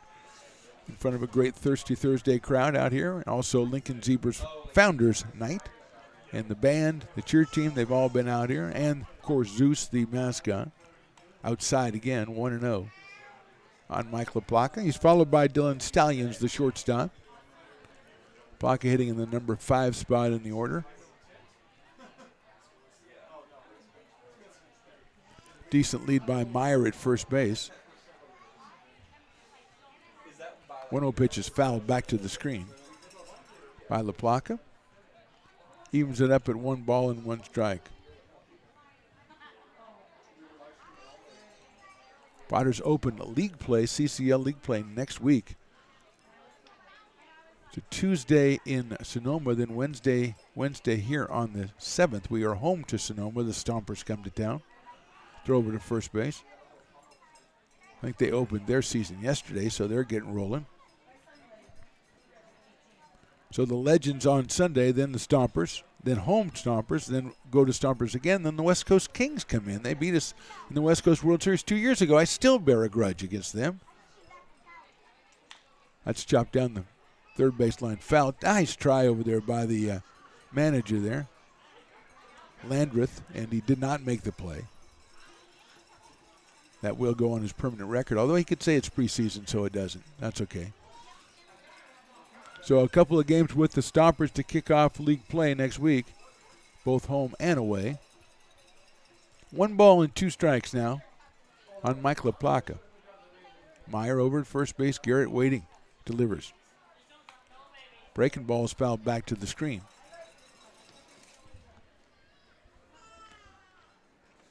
Final score from Denver, if you don't want to know, cover your ears. Nuggets 104, Heat 93. So Denver takes game 1 of that best of 7 series. Went out to a big lead after 3 quarters. Won it by 10, or 11, as the throw goes over to first base. You know, if you're on Stones Radio Networks, listen to the Old Fashioned 3 podcast. Jerry Reynolds, Whitey Gleason, and I talking basketball. We actually had an episode today, I think. Released that one and talked about, guess what, the game tonight. And we'll be back in the ensuing weeks. On Monday, I believe, was the next one. Swing and a miss. Nice breaking ball by Garrett. Froze LaPlaca inside, and he is the first out of the inning. Still over at first base is Meyer, and now Dylan Stallions, who grounded to second his first time up. It's the finest podcast on the YouTubes, or any other way that you disperse them. It's the finest one. Jerry Reynolds is amazing. He's kind of the centerpiece of the whole thing. Garrett to the plate, fouled off by Dylan Stallions, but you can find that on Stones Radio Network's YouTube. Find a bunch of other shows, Stones and Toy Show, hopefully soon the Fantasy Football Show, and someday, maybe someday, Stones and I will do a show. Maybe we'll call it the POS Show, maybe we'll call it something else. 0-1 coming up. Meyer looks like he wants to go. He doesn't go, and that's a check swing and a foul. 0-2 now on Dylan Stallions. It's either going to be a show about sports or it's going to be we're going to psychoanalyze Stones, put him on the couch, and just talk to him have a 45-minute session every week because he's got a lot of stuff he has to get out, folks. A lot of stuff. 0-2 coming up to Stallions. Throw back over to first base. A little bit too late. Meyer is back.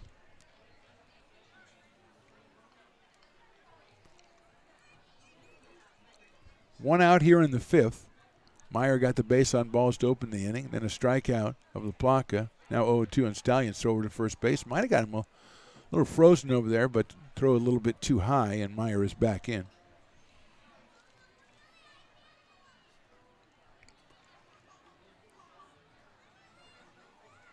Garrett on in relief of Peyton Stumbo. Looks at Meyer.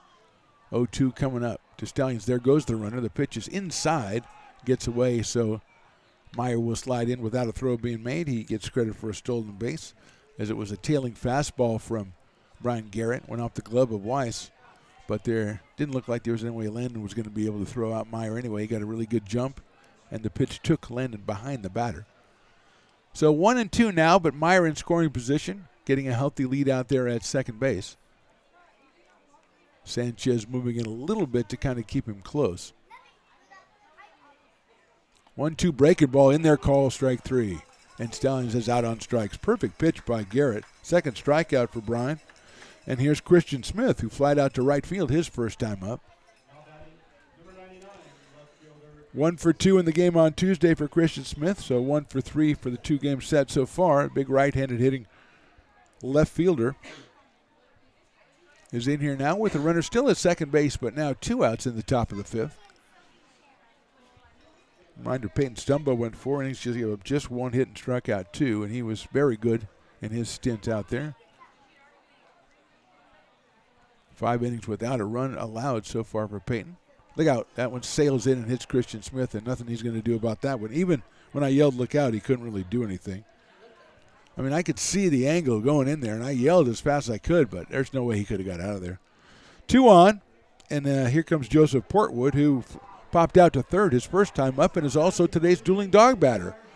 Half off dueling dog products at Brick and Barrel's backyard if he strikes out. Got to 2 strikes last time too, but was not able to seal the deal. But he's up here now with more important things at stake, runners at first and second and 2 outs.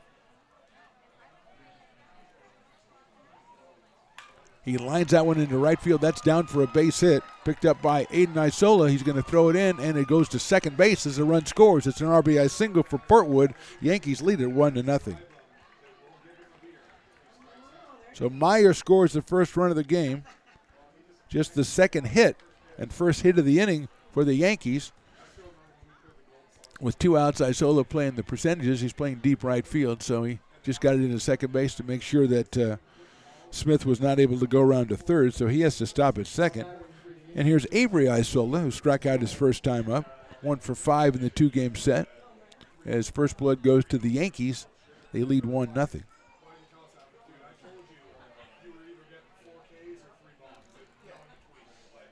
Runners at second and first lead. That's Smith and Portwood. Fastball is swung on and missed by Isola. 0-1. Top of the order, that means J.D. Madrigal to follow here in the Yankees' fifth, which is a walk, a hit batter, and a single. And that's the rally you need to take the lead in this one. That's high for a ball. 1 ball and 1 strike on Avery Isola. Avery at the plate, Aiden out in right field. It's the Civil War. First battle won by Avery on Tuesday. Aiden trying to even the scales here. 1-1 pitch. Big chopper down toward first base. Waiting for it, the first baseman Sotomayor, he goes and steps on first for the out. So 1 run on 1 hit and 2 left. We go to the bottom of the 5th. Now it's the Yankees 1, the Potters nothing.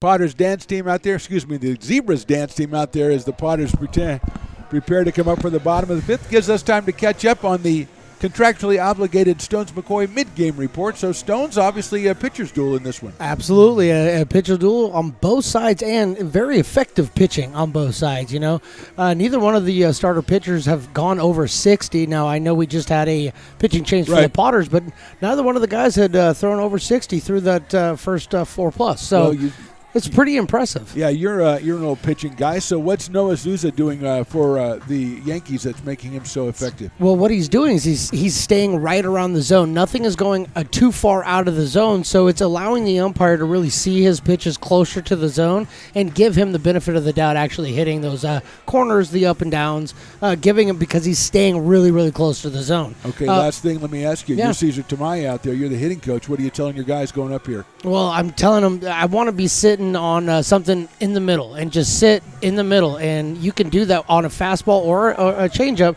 but you want to sit something in the middle. And when you get it, rip it. Don't shy away from it. Well, how important is it? I mean, we're looking right now at 13 innings now. Potter baseball against the Yankees. Just 5 hits. Yeah. Make that 6 hits over the last 13 innings. So, I mean, if you're the Potters, you just want to break out. You want to get something and break out on something. How do you do that? How important is that to you guys? Well, it's extremely important. And one of the ways you can do that, especially if you've got speed coming up here in the beginning of the inning, and you'll be able to tell us that we have some speed coming up with Landon Weiss coming in.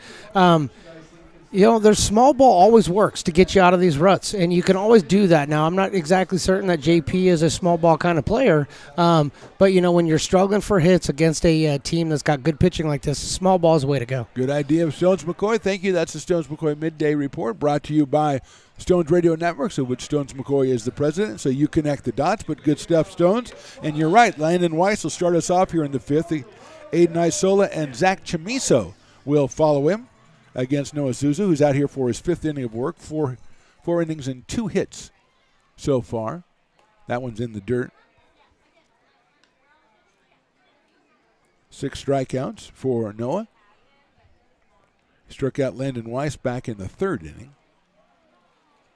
That's high for a ball, 2-0. He is not as effective as location-wise as he was the first 3 innings. The 4th inning a little bit, maybe a little bit tired. Don't know the last time Noah pitched.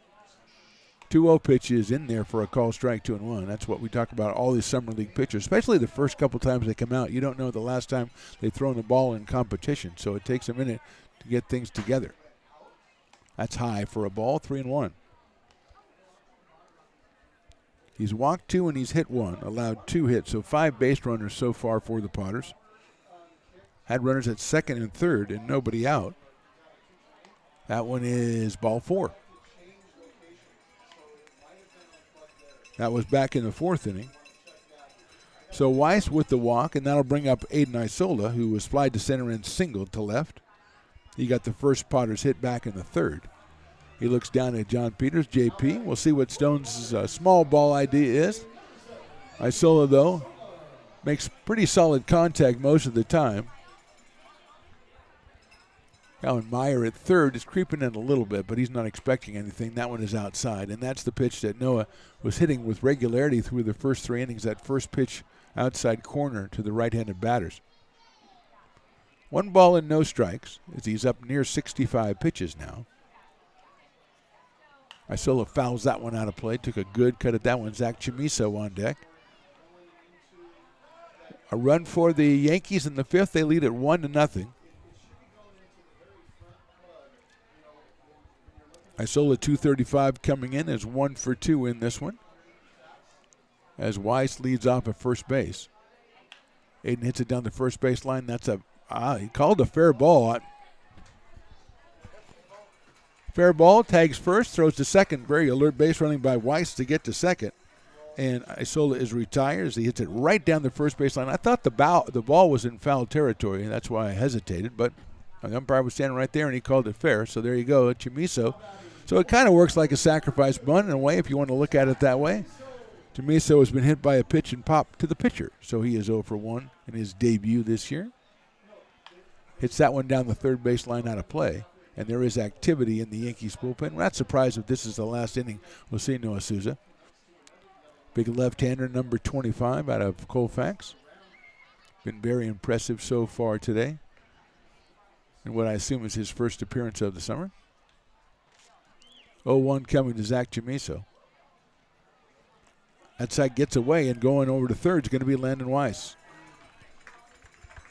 So a rare pass ball on Avery Isola. That one got back to the backstop. A little bit low to his left.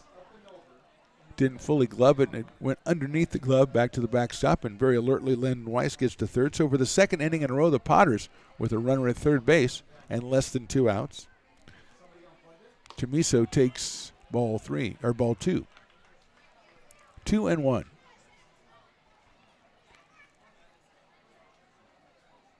Cade Sanchez to follow. Infield is in for the Yankees. Chamiso takes in the dirt, and Avery Isola blocks that one and keeps Landon Weiss at third base. So Chamiso ahead in the count. Maybe picks out one he likes at 3 balls and 1 strike. He has power. We've seen it many times.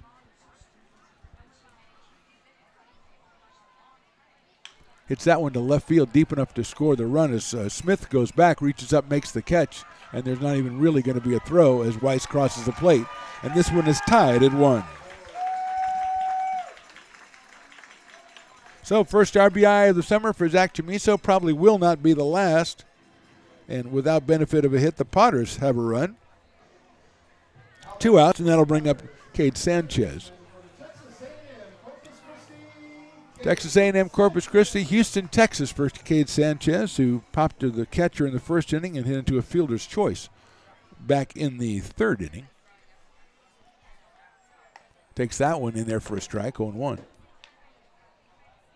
So 1-1. Both teams go through the first 4 innings scoreless and put 1 up in the 5th. Sanchez takes that one. It's called strike 2. 70 pitches for Noah.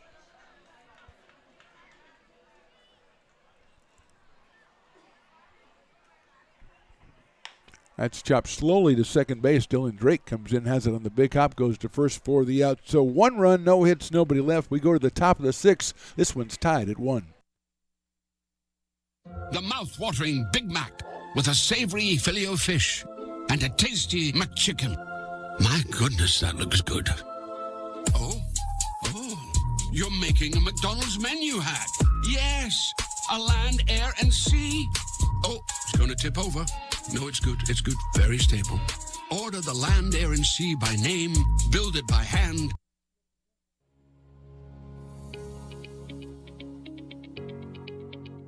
Placer Valley Tourism.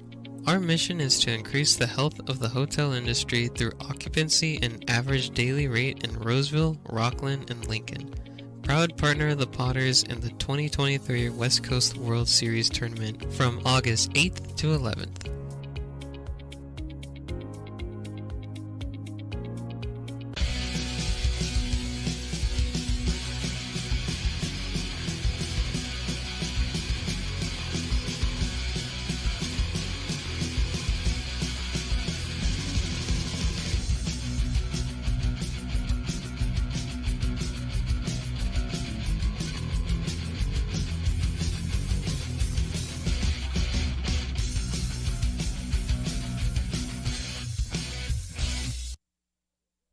Lincoln Potters baseball. Come on out and join in the fun. Moving along to the top of the 6th here, Brian Garrett out for his second inning of work. We're tied at 1. It'll be the top of the order, J.D. Madrigal, then Dylan Drake and Joaquin Murphy for the Sacramento Yankees, who scored 1 in the top of the 5th and saw the Potters come back to tied in the bottom of the inning without benefit of a hit. Drake Richardson is warming up in the pen, we think, for the Yankees, so we expect him to be coming in, or someone to come in, as Sousa has gone through 5 innings with right around 75 pitches. Here's Madrigal, who grounded to second and popped to second, so he is 0 for 2 so far today, both of those against Peyton Stumbo. Garrett's first pitch is inside. 1 ball and no strikes.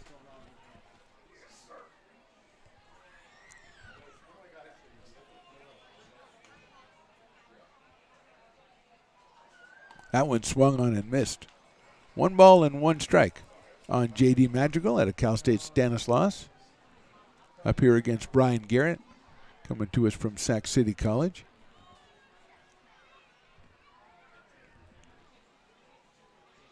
Fastball, did they get the outside corner? Yes, it did. 1 ball and 2 strikes. Dylan Drake to follow, then Joaquin Murphy.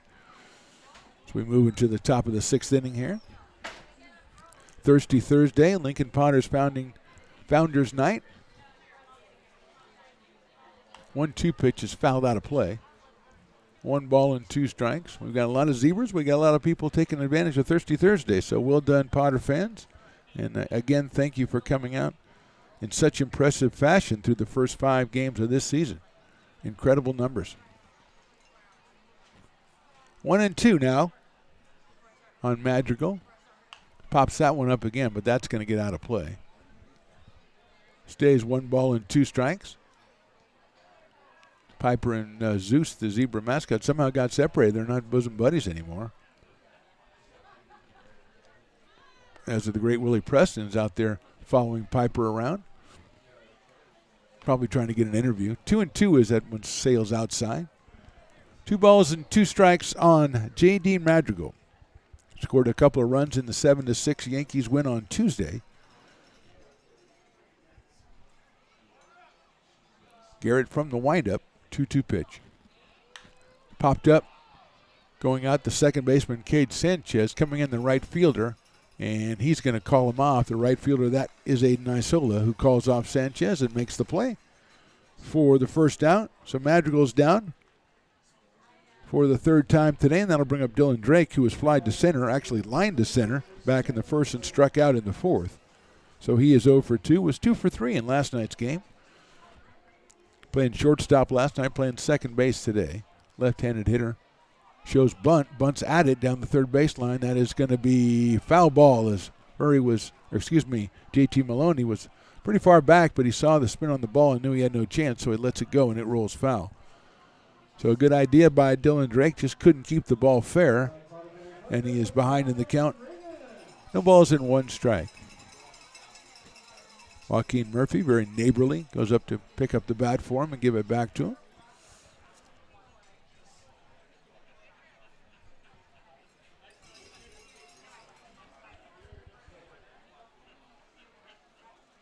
That one is outside for a ball. 1-1 on Dylan Drake.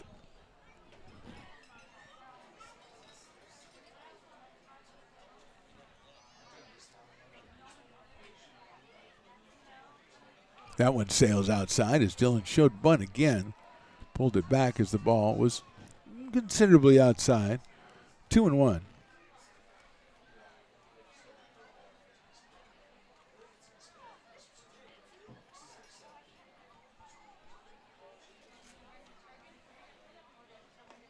That one inside. This misses. 3 balls and 1 strike on Dylan Drake.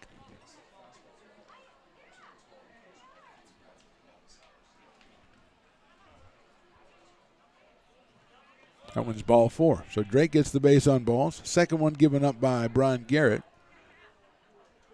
And I would think he would be a threat to steal over there at first base as Joaquin Murphy comes to the plate. Fly to left, grounded to short in 2 appearances against Peyton Stembo for the big left-handed hitting DH. 3 for 3 in Tuesday's game. And he settles in against Brian Garrett with Drake down on first base. Getting out to a pretty decent lead over there.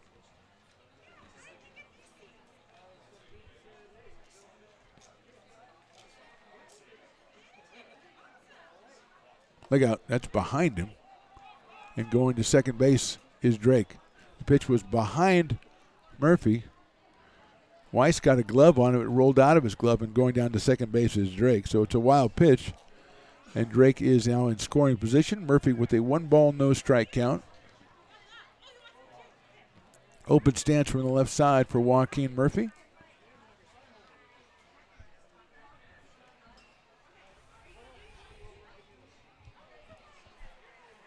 Sails high. 2-0. Cowan Meyer on deck, and Landon Weiss asked for a second. He's going to go out and talk to Brian Garrett. Brian came on in the 5th inning to relieve Peyton Stumbo, who went the first 4, gave up just a single hit and struck out 2.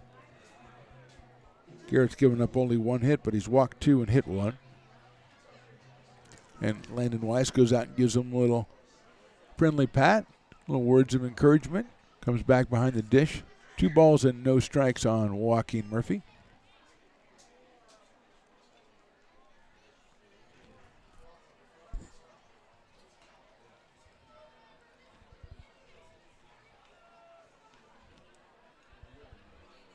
Drake leading off at second, shadowed by Chimiso. Popped up left side. Chimiso going on into short left field. Now here comes Romano in. And Romano makes the running catch. Nice play by Ben Romano to come in and catch that one. A little off to the side as he was on the run. And Murphy is retired. So with 2 outs now, but Drake still at second base, it's Cowan Meyer, who was 1 for 3 on Tuesday with 2 runs batted in, and he's 1 for 1 today, and he's walked and scored a run. So he has been a thorn in the side of the Potters through this week. And he's up here now with a chance to do some damage again as Drake is out at second base. Meyer, right-handed hitter, playing at third base for Sacramento tonight.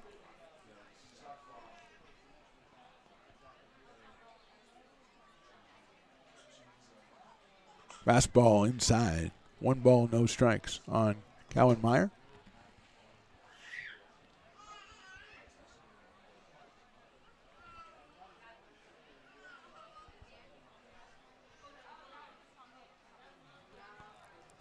Sanchez moving in from second to try to keep the runner a little bit close.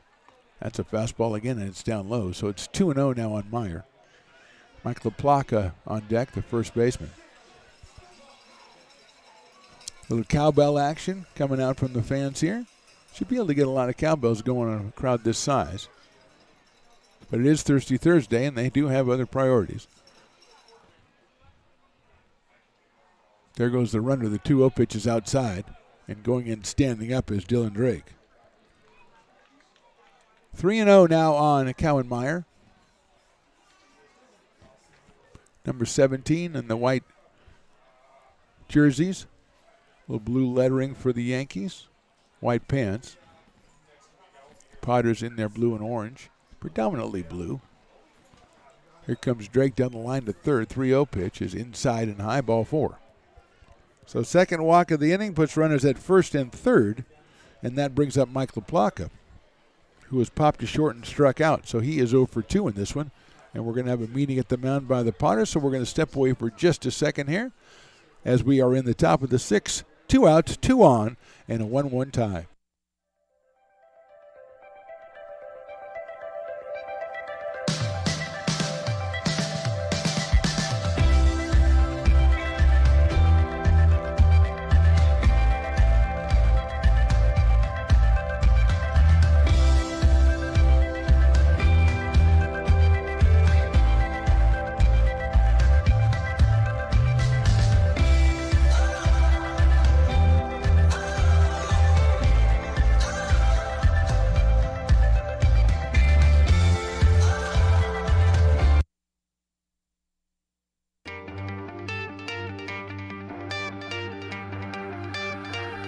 Gooseport Public House. We have sports on 10 big screen TVs, 23 beer taps with classics and crafts, a full bar with creative craft mixed drinks. Back to the action here as LaPlaca steps up to the plate against Brian Garrett as the conversations are over. First pitch, breaking ball is outside, 1-0. So Meyer is at first, Drake is over at third. 2 outs here in the 6th.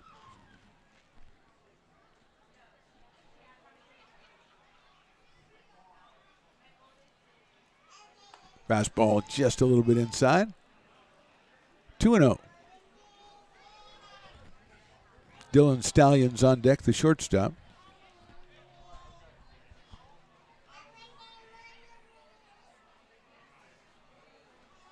Meyer leads over at first base. Stole the bases last time, and he's going now, and that one is too high. The fake throw by Landon Weiss, and he's going to hold on to it. So Meyer is now down at second base with his second stolen base of the night. And a 3-0 count on Mike LaPlaca.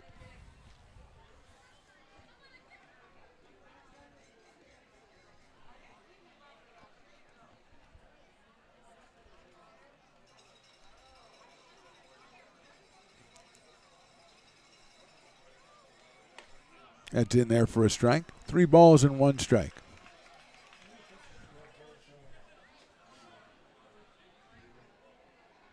Drake at third, Meyer at second.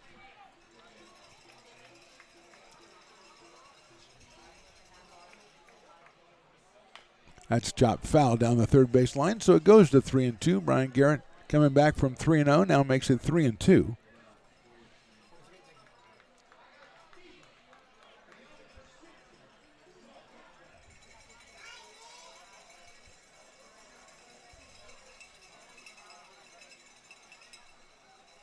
Three balls, 2 strikes, 2 outs, top of the 6th. That's popped out down the right field line. That is also out of play. We're worried Piper is down in the Brick and Barrel backyard again, right where that ball was coming down. Not really very aware of his surroundings when he's chatting with the fans, though. I mean, that's what makes him so good, but it's also dangerous down there. Coming up with that 3-2 pitch from Brian Garrett. Check swing. Did he go? No, he did not. And that will load the bases. And Dylan Stallions comes to the plate. He is grounded out and struck out, so Dylan is 0 for 2. As LaPlaca, Meyer, and Drake now on the bases for the Yankees without benefit of a hit.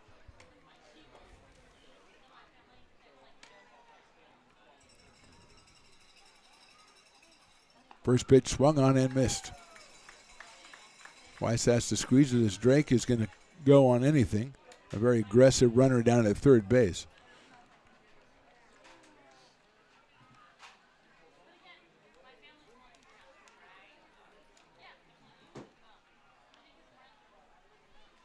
That's lined into short right field. Isola coming on, has got a beat on it, makes the catch in right center field for the third out. So close one for the Potters, nothing going for the Yankees. We go to the bottom of the sixth. Yankees 1, Potters 1. It's all you. No, I insist. It's your turn. The mouth-watering Big Mac with a savory Filet-O-Fish and a tasty McChicken. My goodness, that looks good.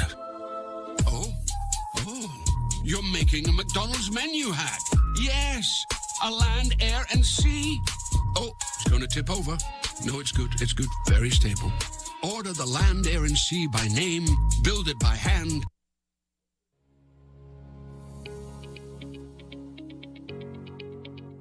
Placer Valley Tourism.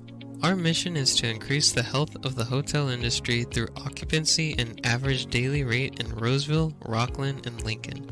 Proud partner of the Potters in the 2023 West Coast World Series Tournament from August 8th to 11th.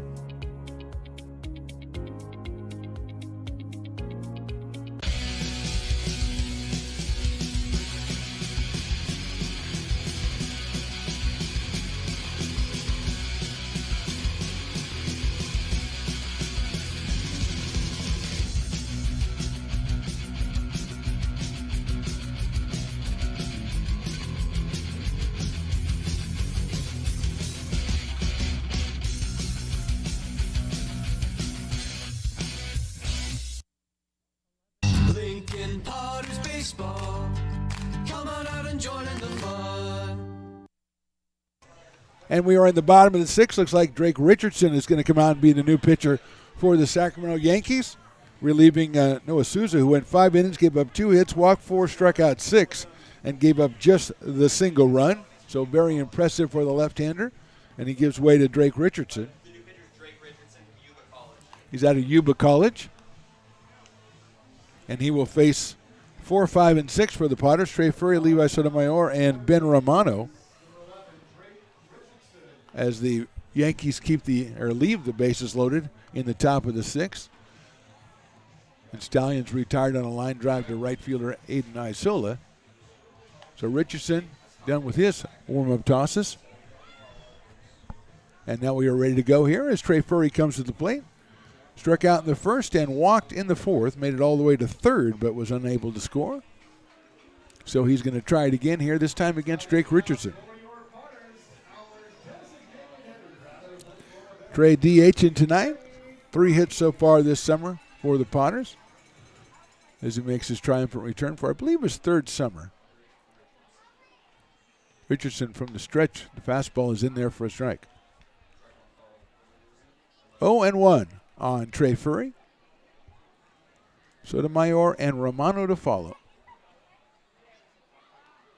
That's hit down the third baseline, but foul. And right to the guy protecting the warm-up pitcher. That's well done. And a broken bat. This is a wood bat league, ladies and gentlemen. And never is it driven home more forcefully than when somebody breaks one and has to stride over all the way to the dugout to get one. And, you know, you're looking through. It's early in the year, so you don't really know where your bats are. You got to look through. We got activity in both bullpens right now. As Trey Furry goes in, and he finds something. He said, "This'll do for now." Comes back, and it's 0-2. You can see in the background of the picture there, the Potters warming up. See Caesar, the first base coach.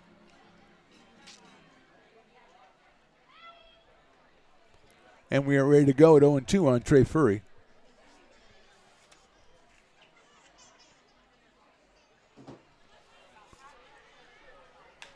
A little squibber out towards second base, handled by Dylan Drake for the out. So Furry is out, 1 out here in the 6th, and that will bring up Levi Sotomayor, who struck out in the 2nd and then singled in the 4th, 1 of 2 hits for the Potters today.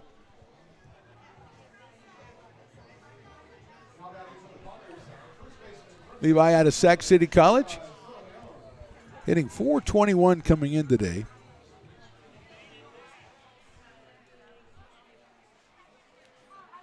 Takes that one down low, so he's ahead in the count, 1 ball and no strikes. Cowan Meyer playing a little up on that first pitch at third, in case he drops one down, but moves back after it's 1 ball and no strikes. Levi lines that one foul off the screen to our left. Evens the count up at 1. Ben Romano to follow. Potters just 2 hits over the last 14 and the third innings. Make that 6 hits. 4 hits on the game on Tuesday and 2 hits so far today.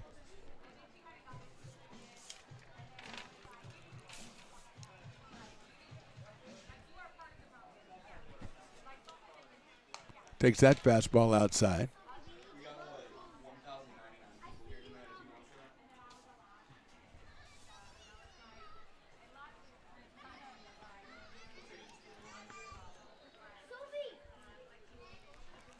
(3-1) to Levi Sotomayor. Fouls that one back to the screen. Now it's a full count on Levi.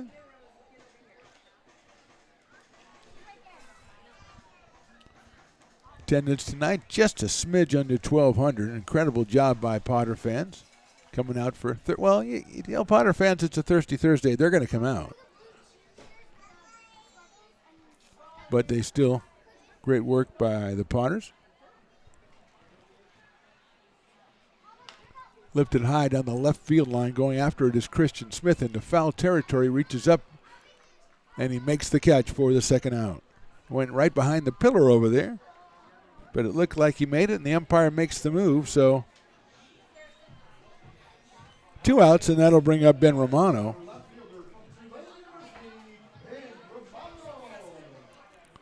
Looks like Zach Olivaria warming up for the Yankees down in their pen, number 32.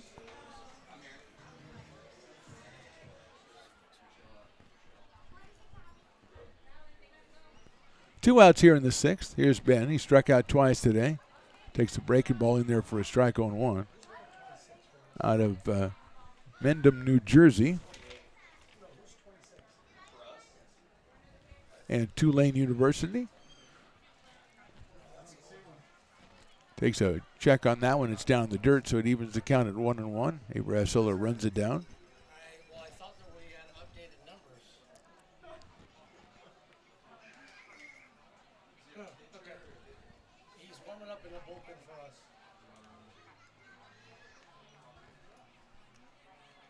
That one is outside. Nice frame job attempt by Isola, but it's outside. 2 balls and 1 strike on Ben Romano. Jarrett Curtis to follow Ben here in the 6th. That's in the dirt. So 3-1 on Ben Romano. Right-handed hitting left fielder for the Potters tonight. Made a couple of fine running catches already out there in left field. 3-1 from the stretch, Drake Richardson. Chopped out towards second base, and Dylan Drake takes it on the big hop over to first and gets him by a couple of steps. So easy inning for Richardson. Here in the 6th, we go to the 7th. We're all tied at 1.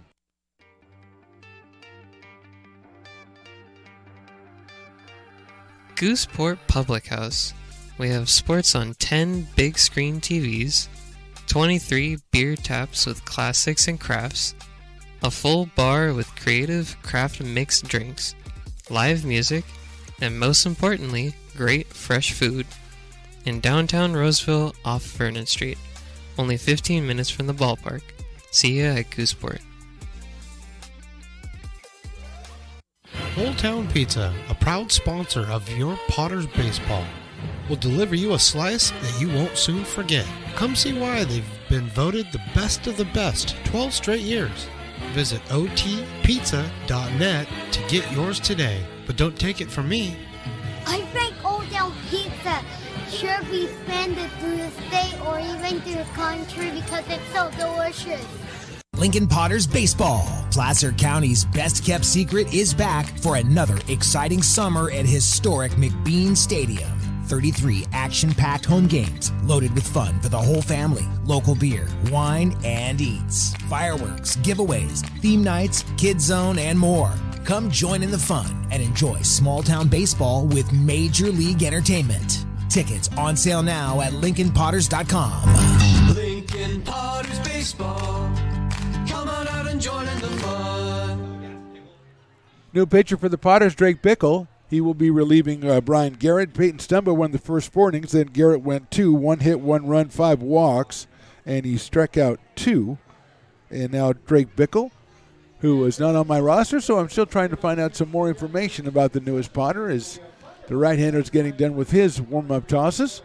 And the ball goes down to second base, and we're ready to go here in the top of the 7th. We'll go with Christian Smith, Joseph Portwood, and Avery Isola, the 7, 8, 9 hitters for the Sacramento Yankees.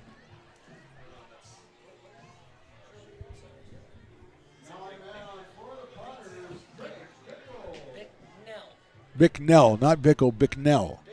Drake Bicknell. So we got that, which is nice. We figured that out.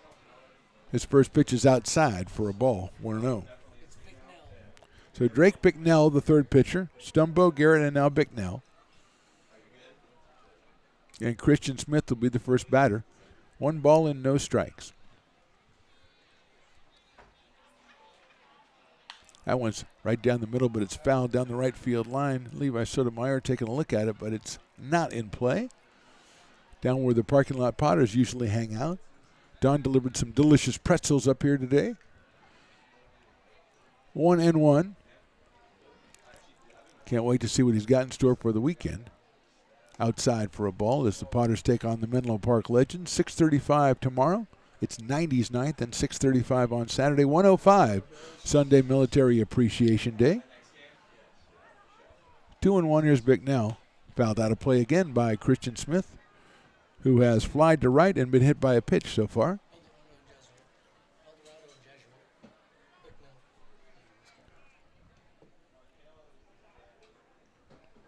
Out of El Dorado Hills High School, or El Dorado Hills hometown, but Jesuit High School, and his fastball gets Christian Smith swinging. And he's got a strikeout in his debut as a Lincoln Potter, so welcome Drake. 1 out, and Joseph Portwood coming to the plate. He has popped to third and had an RBI single. He is the dueling dogs batter, but so far he has disappointed the Potter faithful, who are already in a Thirsty Thursday mood. If he strikes out, 50% off of dueling dogs, but he chops that one out to the right of second base into center field for a base hit. So Portwood taking advantage of his status as the dueling dogs hitter. His second hit of the game, third hit for the Yankees, and that'll bring up Avery Isola, who was struck out and grounded to first base.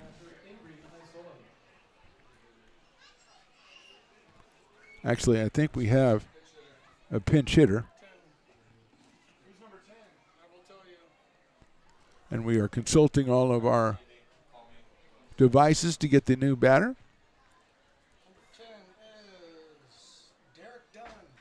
Derek Dunn is number 10.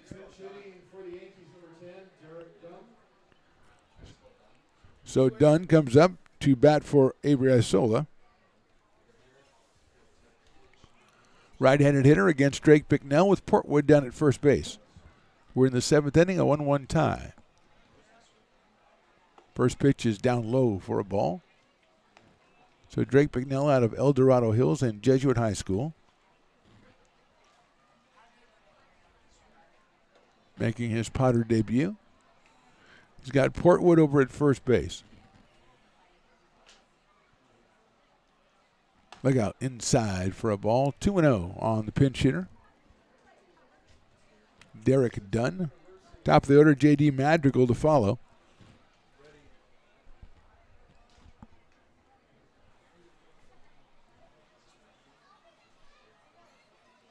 Pretty good lead by Portwood over at first base. Throw over there. Pretty quick throw by Bicknell, but he is back under the tag by Levi Sotomayor. Still a pretty pleasant night out here. 7th inning at McBean Stadium in lovely Lincoln, California. Great crowd. Just under 1,200. Here's Bicknell's 2-0. It's in there for a strike. A little bluff at first by Portwood on that one. He stays put, and it's a strike on Dunn. 2-1.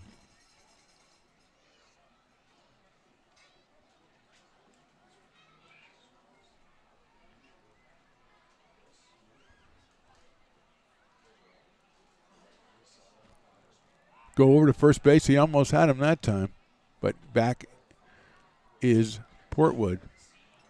Bicknell, a very quick move for a right-hander, and Portwood a little bit frozen over there, but he managed to get back in under the tag. 2-1 on the batter, Dunn.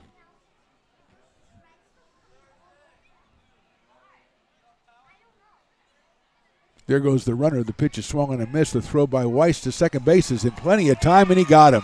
Landon Weiss, proving to be a very valuable weapon for the Potters defense, throws out another runner, his second today, and there's 2 outs. Just got the ball down there in a hurry and right on target as the tag is applied at second base for 2 outs now and a 2-2 count on the pinch hitter Dunn.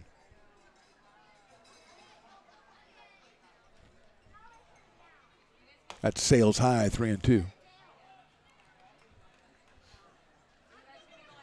Madrigal to follow, but now 2 outs here in the top of the 7th. Potter fans eager for that 3rd out so they can do a little stretching here.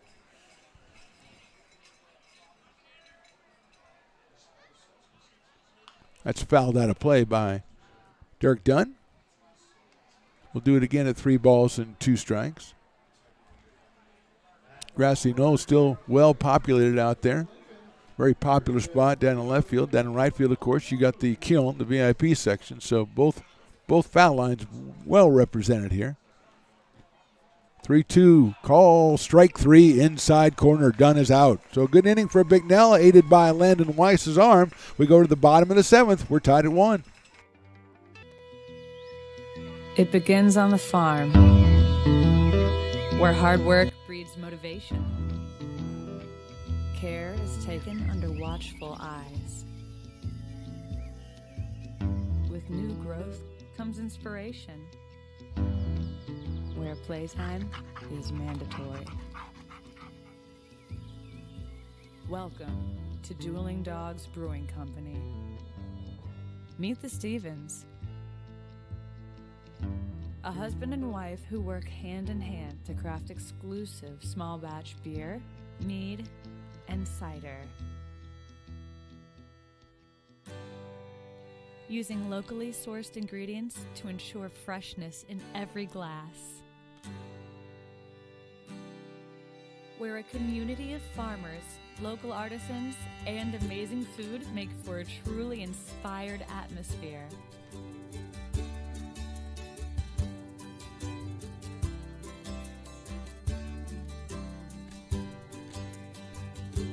At the end of the day, we know the value of hard work.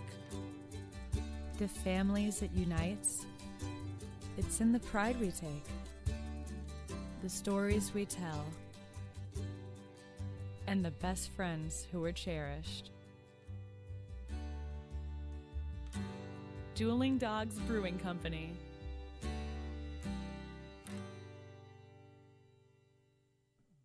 Lincoln Potters Baseball. Come on out and join in the fun. Well, we did a little stretching in the 7th inning. Now we're ready to go, Stones McCoy and myself, as we finalize plans to broadcast from the Kiln, but that's for a future day. Jarrett Curtis, JT Maloney, Landon Weiss, 7, 8, and 9 against the second pitcher for the Yankees today, Drake Richardson, who got the Potters 1, 2, 3 in the 6th. Noah Souza started and went the first 5.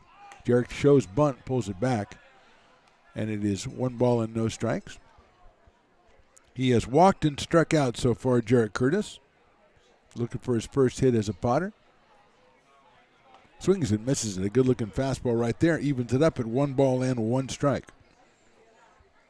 J.T. Maloney to follow, then Landon Weiss. We're tied at 1 in the bottom of the 7th. From the stretch, Richardson delivers. That is inside for a ball, 2-1. 90s night tomorrow. The mind boggles at the thought of what Willie Preston, the 90s soundtrack he's going to throw out there. He's a master. Professor Rockola, some say. 2-1 pitch is fouled back to the screen. Curtis getting a couple of good cuts up there. Count now even at 2 balls and 2 strikes. Also a fanny pack giveaway, courtesy of Marquez General Engineering. So we thank them and we say, nice fanny pack, always looks good. 2-2 pitches chopped over the mound. That's going to get into center field for a base hit. So Curtis with his first hit as a Potter, a very timely one here in the 7th inning. He's on with nobody out, and that brings up J.T. Maloney. Just the 3rd hit for the Potters in this one.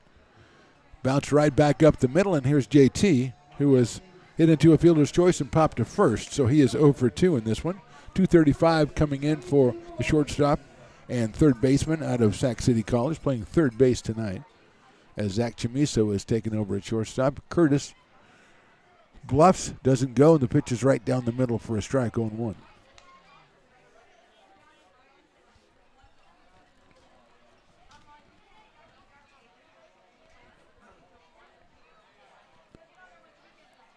No balls, 1 strike.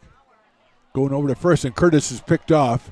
Running him down is Mike LaPlaca. He's going to tag, and he's picked off. No, he did not get him, so he's still alive. The rundown's still alive. Curtis is finally tagged out by Dylan Stallions. So he is picked off, goes as a caught stealing. And with 1 out, Maloney still at the plate with an 0-1 count. So he bluffed on the first one, didn't go on the second one, then he was obviously going there. And Richardson figured it out and picked him off.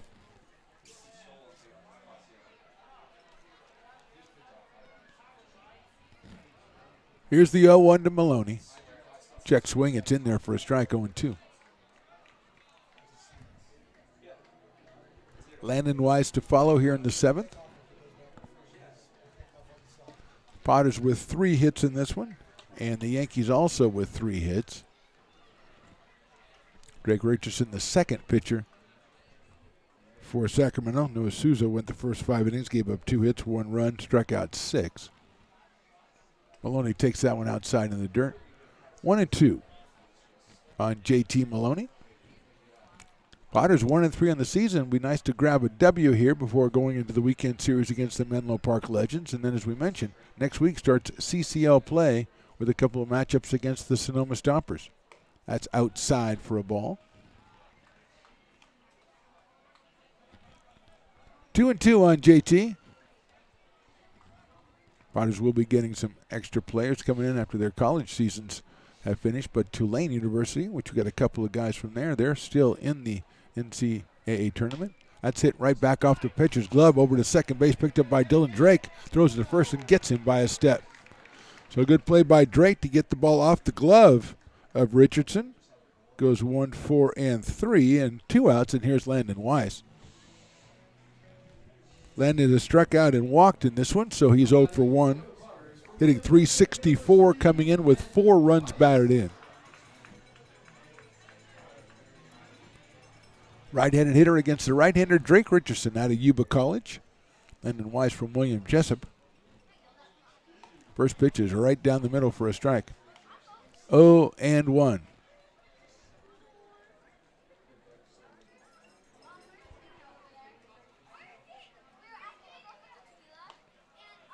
That misses low. Evens the count at 1.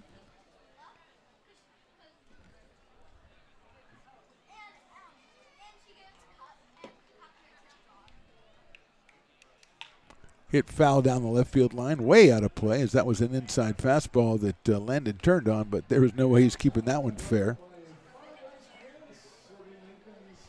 1-2.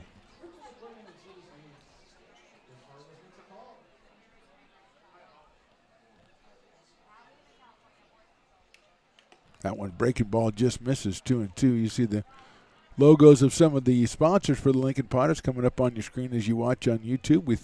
We support all those who support the Potters, and we thank them for their contributions. Here's the 2-2. Foul back to the screen. Reminder, you can go to Stones Radio Network's YouTube and just subscribe, and you'll be there every time there's a Potters game. You'll be right there.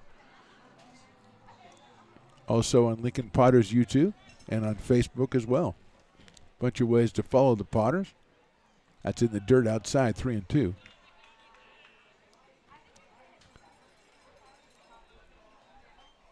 Must be Derek Dunn, behind the plate as he hit for Isola. Going out to talk with Drake Richardson. It's his first inning of work behind the plate as Avery went the first 6 defensively. Full count on Landon Weiss with Aiden Isola on deck.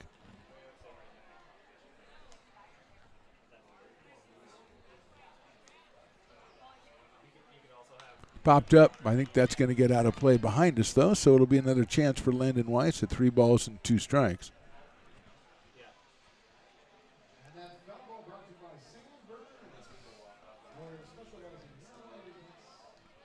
From the stretch, Richardson. Swinging and a miss. He got him on strikes. We'll go to the 8th. Potters 1, Yankees 1.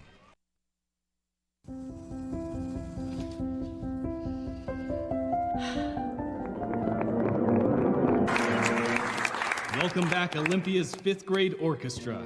Perhaps there's no place like your home because you made it so at R.C. Willey. Hi, Bill Evans, President of the Placer County Association of Realtors. We're in the store, our conference facilities, an amazing team that helps keep together an amazing organization. And we thank them all. This organization can't do what it does and can't run the way it runs without the help of so many members volunteering their time. The success of the Placer County Association of Realtors is largely dependent on our active volunteer members to help our organization and industry. The work of our committees greatly impacts our ability to champion efforts across the board and giving back to the Placer County community wherever we can. Like all service organizations, I wanted to serve. And getting involved with the affiliate committee was the perfect way to do that. I love being able to serve my community with my business friends and other leaders and give back to those who are in need. The thing I love about the PCAR committees is they all work toward the same goal of bringing the community together to support those in need in our surrounding area. I instantly came to the meeting and had a wonderful time, felt like I was a part of something bigger, and it was just the start of my leadership journey.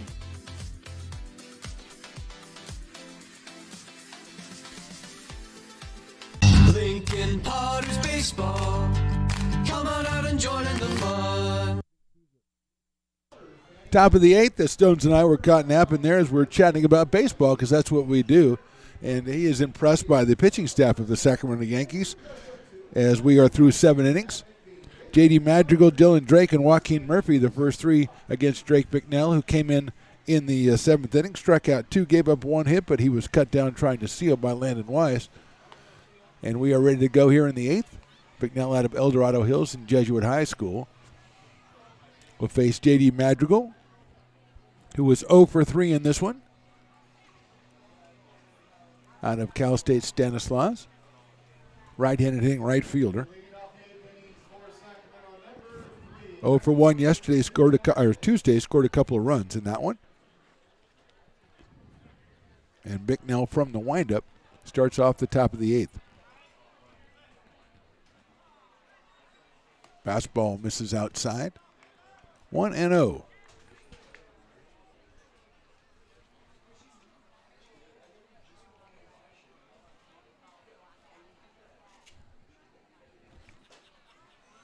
That's fouled out of play. Potter's pitching only 3 hits allowed today. They have struck out 6 and walked 5. Peyton Stumbo went the first 4 innings, then Brian Garrett, and now Drake Bicknell. That's popped up, but that's also out of play.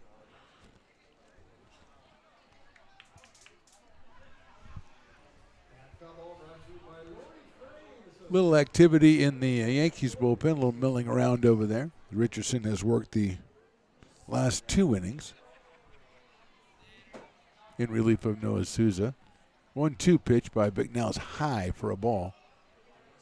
Evens it up at 2-2 on J.D. Madrigal. Dylan Drake to follow.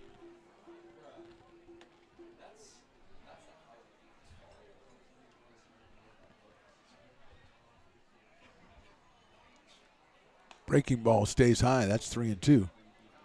Good idea by Bicknell. Just couldn't get it exactly where he wanted it. And now we're full on the leadoff hitter in the top of the 8th.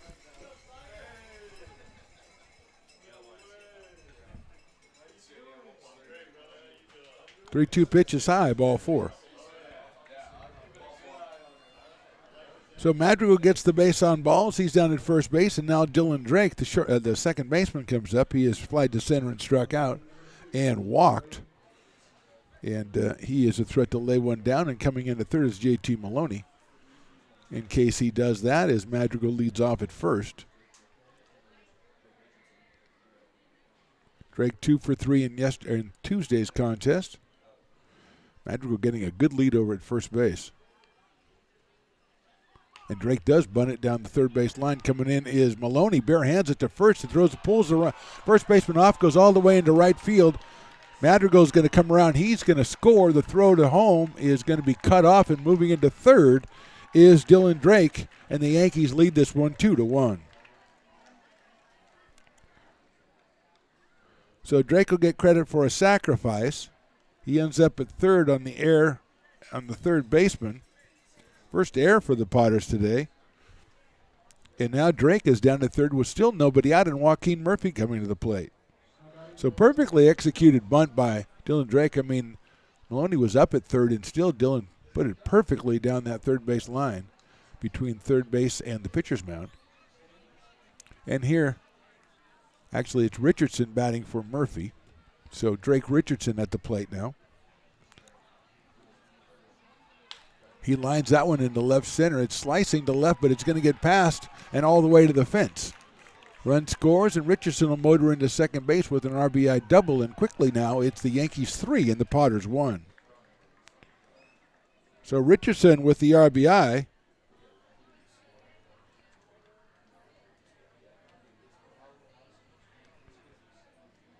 Just the fourth hit of the game for the Yankees, but second run of the inning. And now out at second base, and Cowan Meyer comes to the plate as Richardson out at second, and still nobody out here in the eighth. A slicing line drive that was hit further than I initially thought. I thought it might go back to Ben Romano in left field, but it was past him. And Richardson easily motoring into second base.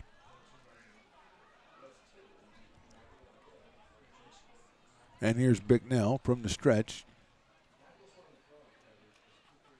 Fastball is just a little outside. 1 ball and no strikes on Meyer, who has singled, walked, and then walked again. So he's been on base all 3 times. He's scored a run.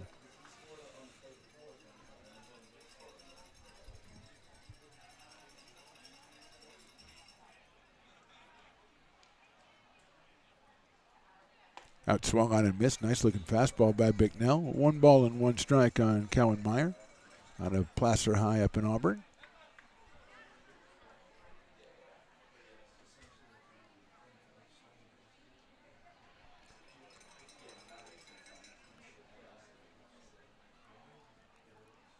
Richardson leads out at second base.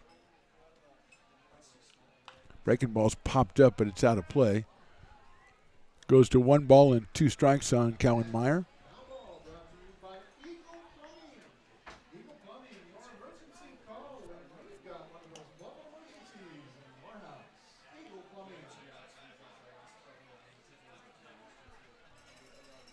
One, 2 coming up from Drake Bicknell.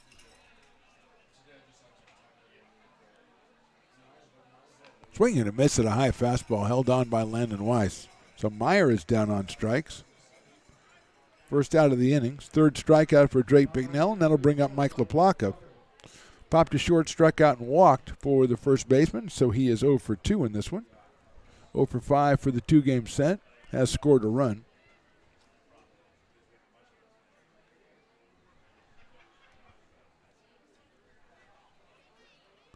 Richardson still out at second base.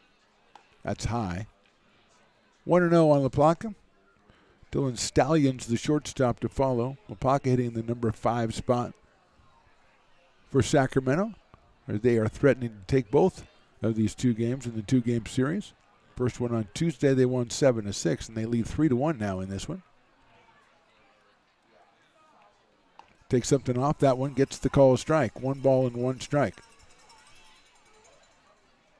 Cowbells out there doing their best. Potter fans never say die.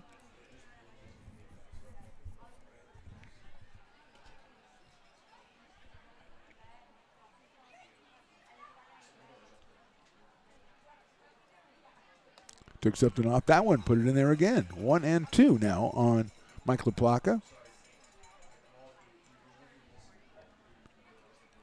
2 runs on a hit. 1 Potter's error in this inning.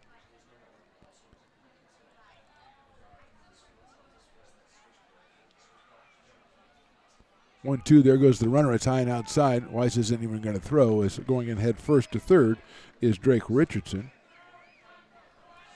And he is now 90 feet away with the third run of the inning for the Yankees. 2-2 on Mike LaPlaca.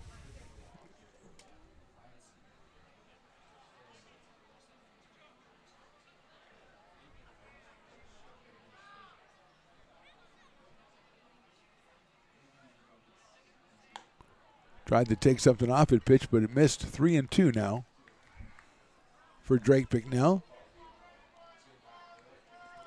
Sotomayor in at first. The whole infield in, actually, for the Potters, as they cannot afford to let any more go through in this top of the eighth inning. 2 runs already in for the Yankees. Fouled out of play on the fastball from Bicknell. So LaPlaca stays alive at 3 balls and 2 strikes. Outfield straight away and medium deep.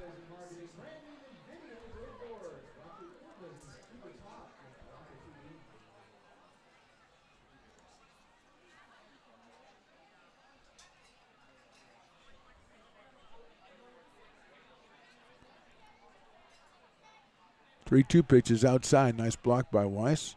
That is ball 4. Second walk of the inning. Now it's first and third, and Dylan Stallions coming to the plate.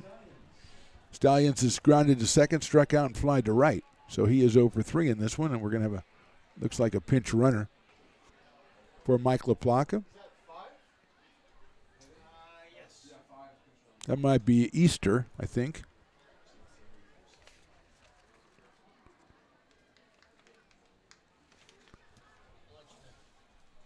So he will take. James Easter will be taking over for LaPlaca.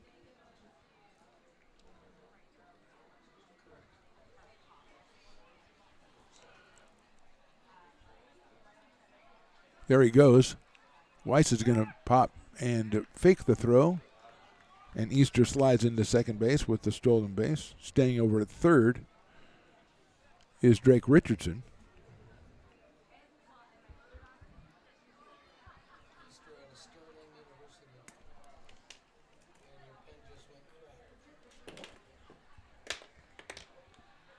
When your pen breaks in the middle of the eighth inning, it's not a good sign, and it just exploded. Swing and a miss by Stallions. I was trying to write down James Easter, and all of a sudden, explosion happens, and there's things all over the place. So unless you know how to put pens back together, I don't need you. So Easter out of Sterling University. He is now at second base. Drake Richardson is over at third out of Yuba College, and Dylan Stallions at the plate out of Colfax High School. Takes that one. It's in there, call strike 2. 1 ball and 2 strikes now on Dylan Stallions. Christian Smith on deck, the right fielder. Easter at second, Richardson at third. 2 runs already in for the Yankees here in the 8th.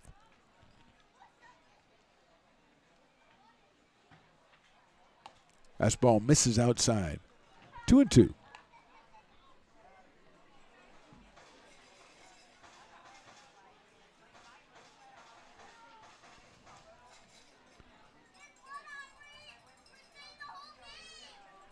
Infield still in for the Potters.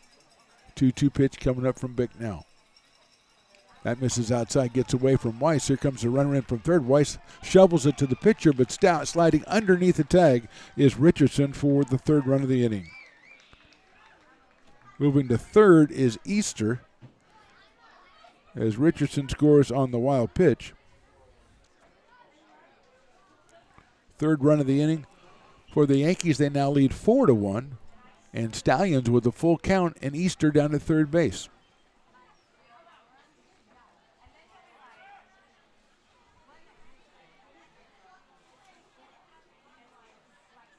That's fouled out of play by Stallions. Fastball. So we do it again on a full count.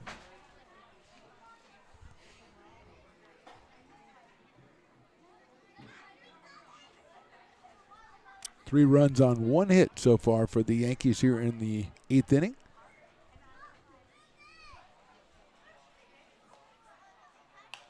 Pitch or 3-2 pitch is fouled off again by Stallions.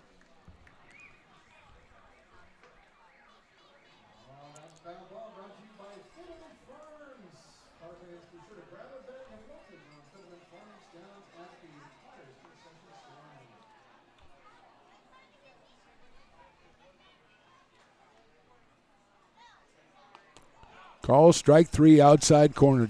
Stallions is down on strikes for the second time today. Both times called. 2 outs in the 8th inning, and this is Christian Smith. The left fielder. Flied to right, hit by a pitch, struck out. So 0 for 2 for Christian Smith. Easter still down at third base. 3 runs in for the Yankees. That's the 4th strikeout for Drake McNell.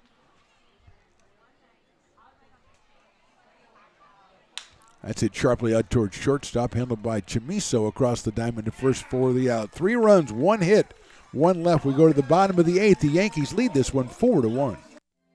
Have you ever wondered, what is CMN? I thought so. Let me help. CMN stands for Children's Miracle Network, a non-profit organization that raises money for children's hospitals. Locally, UC Davis Children's Hospital is your CMN hospital, the only one in our area. It is a nationally ranked comprehensive children's hospital that provides the highest quality of care to pediatric patients like me. How is this level of care possible? With help from CMN donations. CMN teamed with corporate partners and community donors to fundraise for things like equipment, research, and patient care. All money raised locally during campaigns like this stays local to support children treated at UC Davis Children's Hospital. Sick and injured kids can't wait to get the care they need. And thanks to generous donors, partners, and fundraisers like you, we don't have to. Please give wherever you see the Miracle Balloon, and thank you for supporting CMN at UC Davis.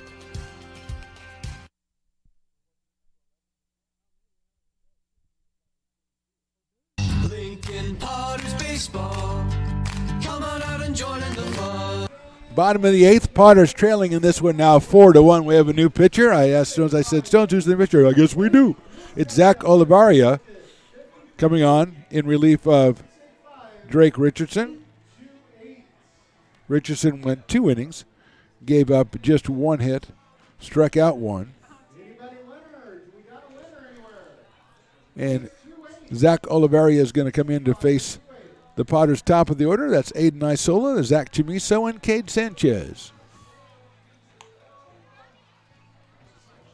As the Yankees put together a couple of walks, a sacrifice bunt, a Potters error, and a double, and they scored 3 times in the 8th to take the 4-1 lead.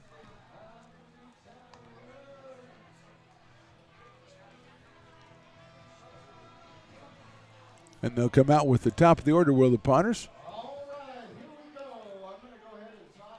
As one more warm-up toss for Olivaria.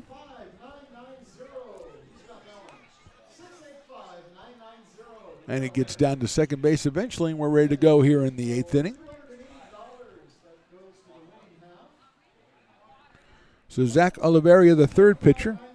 Noah Souza started, went 5 innings, gave up 2 hits and a single run, struck out 6, walked 4. Then Drake Richardson, 2 innings, a hit, struck out 1. And now Zach Olivaria against Aiden Isola, who is flied to center, singled, and grounded out to first. So he is 1 for 3 in this one. 2:35 coming in tonight for Aiden.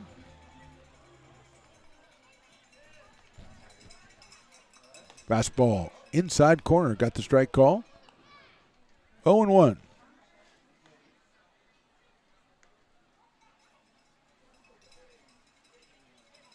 That's it sharply out toward shortstop, scooped up out there by Stallions across the diamond, and he gets him in first by a couple of steps. So a ground out is the first out here in the bottom of the 8th for the Potters, and Zach Chamiso comes up. He has been hit by a pitch, popped out to the pitcher, and then hit a sacrifice fly for the Potters' only run back in the 5th inning. Landon Weiss coming in to score after an opening walk, and then he moved to second on the ground out, moved to third on a pass ball. Chamiso swings and misses at an off-speed pitch from Olivaria. 0-1 on Zach. It's like some left-handed action for the Potters out in their bullpen, the deep, dark recesses of their bullpen, as Chamiso waits for the 0-1. outside. Evens it up, 1 ball, 1 strike.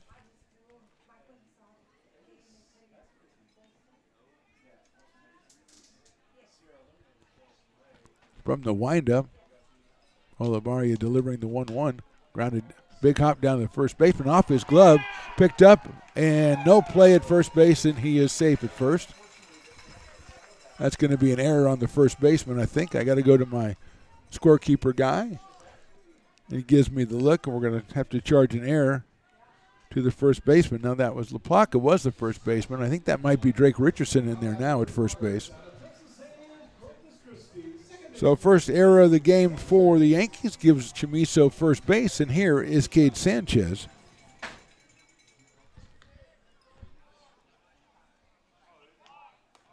That is a balk called by the base umpire as Olivaria did not pause.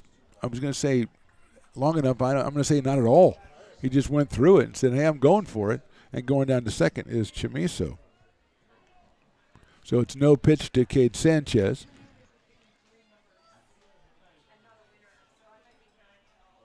Look out, that gets away from the catcher. A wild pitch, and Chamizo makes his way over to third. So his journey continues, got on an error, moves on a balk, and then on a wild pitch, he's over to third, and now Sanchez with a 1 ball, no strike count.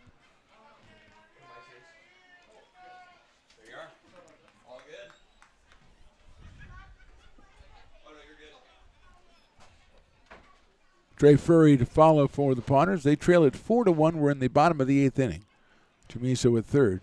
Sanchez, big chopper, is going to score the run pulled down by the third baseman, Meyer. Throws to first. I don't think he got him. Oh, man. Oh, man.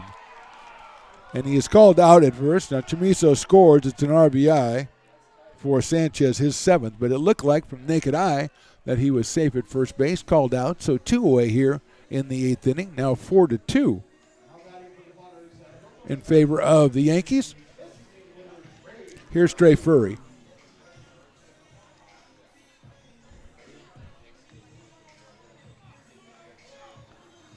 So Furry comes up. He struck out, walked, and popped out. So he's 0 for 2 today, Trey Furry, out of Folsom Lake College. Takes that one down in the dirt for a ball, 1-0.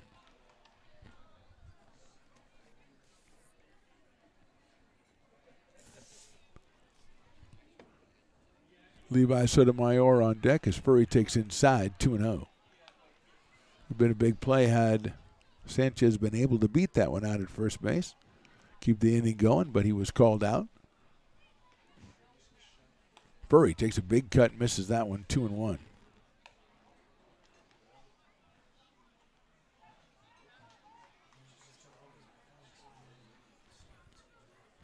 Two balls, 1 strike. Trey takes a breaking ball, wicked breaking ball, but wasn't close to the strike zone, so easy to take, 3-1 now. DHing today, Trey Furry, mostly a third baseman for the Potters. JT Maloney at third today. 3-1 pitch. Swing and a miss on a fastball right down the gut. 3 balls and 2 strikes on Trey Furry. 2 outs here, bottom of the 8th. Potters trail by 2. Zach Olivaria, the third pitcher. That one is called strike 3, and we're out of the inning. 1 run for the Potters, no hits. We go to the top of the 9th. It's the Yankees 4, the Potters 2. Loomis Basin Brewing Company, a proud sponsor of your Lincoln Potters. Visit them at 3277 Swetzer Road in Loomis or call 916-259-2739. Have you ever wondered, what is CMN? I thought so. Let me help. CMN stands for Children's Miracle Network, a non-profit organization that raises money for children's hospitals. Locally, UC Davis Children's Hospital is your CMN hospital, the only one in our area. It is a nationally ranked comprehensive children's hospital that provides the highest quality of care to pediatric patients like me. How is this level of care possible? With help from CMN donations. CMN teamed with corporate partners and community donors to fundraise for things like equipment, research, and patient care. All money raised locally during campaigns like this stays local to support children treated at UC Davis Children's Hospital. Sick and injured kids can't wait to get the care they need. And thanks to generous donors, partners, and fundraisers like you, we don't have to. Please give wherever you see the Miracle Balloon, and thank you for supporting CMN at UC Davis.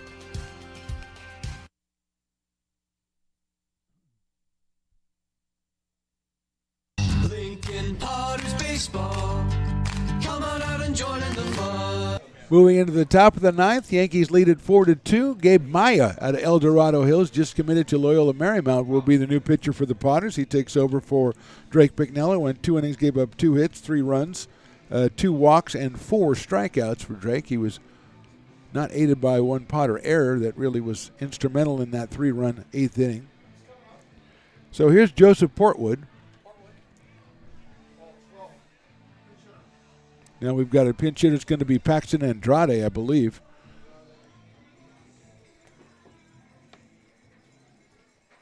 So Andrade will bat for Portwood, who was 2 for 3 when he was in there.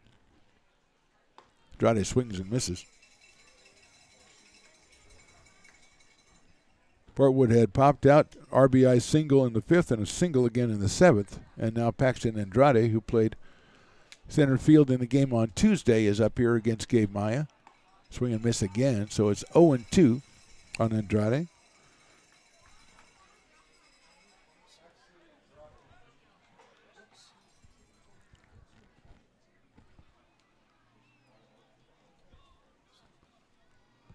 Coming from Maya.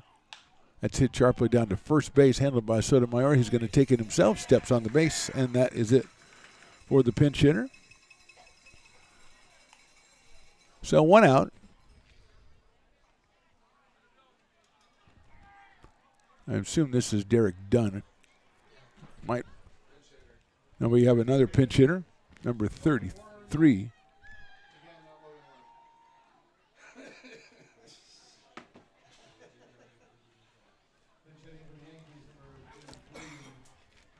So number 33 in the lineup here.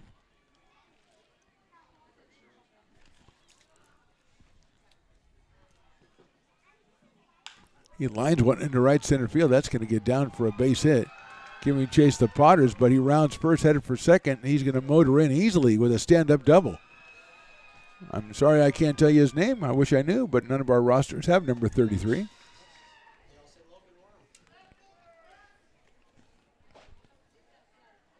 So it's a double.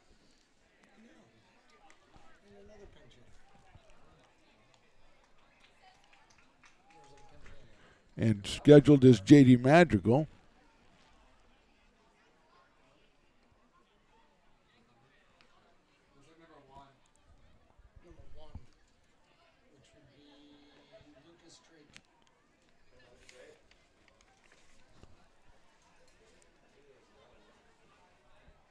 We think Lucas Drake is the next hitter.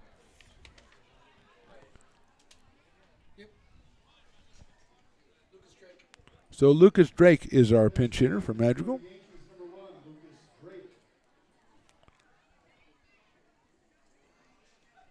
So Drake will bat for Madrigal in the leadoff spot.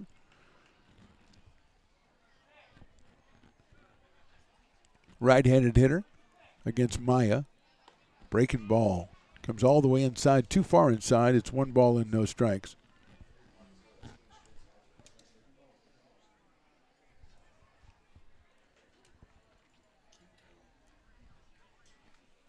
Swing and a miss. 1 ball and 1 strike on Lucas Drake.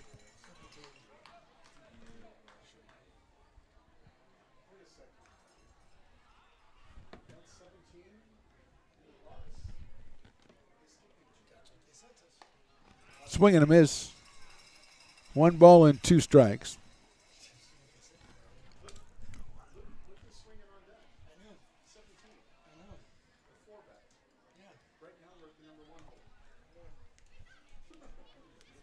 One, 2 coming up to Drake. Swinging a foul at the plate, so he stays alive.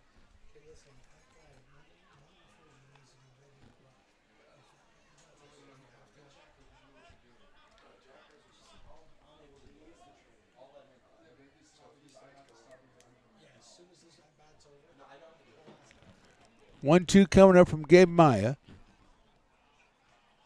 That's in the dirt. 2-2.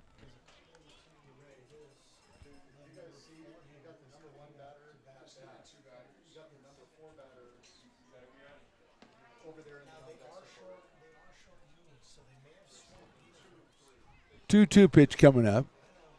Swinging a foul at the plate and gets out of the glove of Weiss. I think it might have hit Landon, so he's going to need a second to catch his breath. So the umpire very thoughtfully strolls out to talk to Gabe Maya.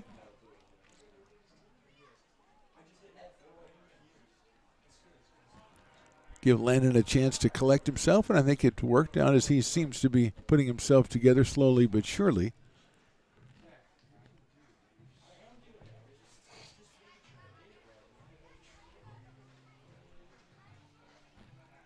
Two balls and two strikes.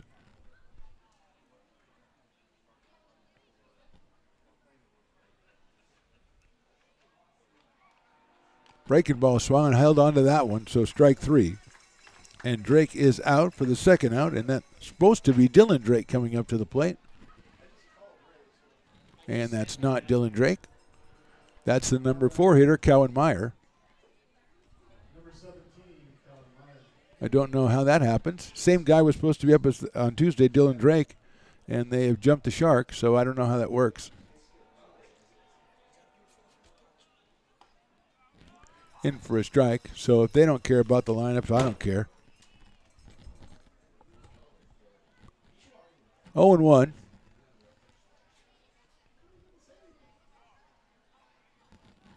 And the runner at second dancing off. So Maya steps on. Gets him to return.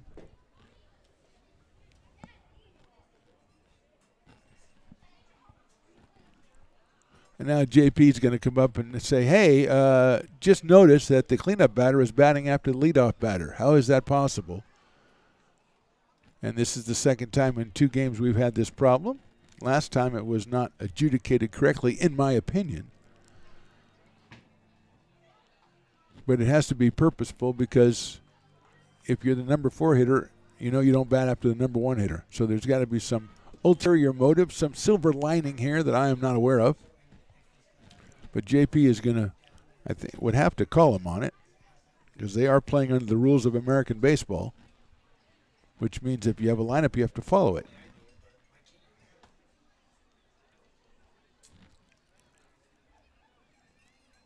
And so the home plate umpire is going to call the manager of the Sacramento Yankees, who is now a close personal friend of Stones McCoy, I understand. So that's nice because Stones has made friends of both the opposing managers. Ryan Cooney, I think, from Novato, and I think this is Jay Landreth from Sacramento Yankees, and they're all best friends of Stones McCoy, or text each other and stuff. So, Stones, can you get together with your buddy and find out what's going on?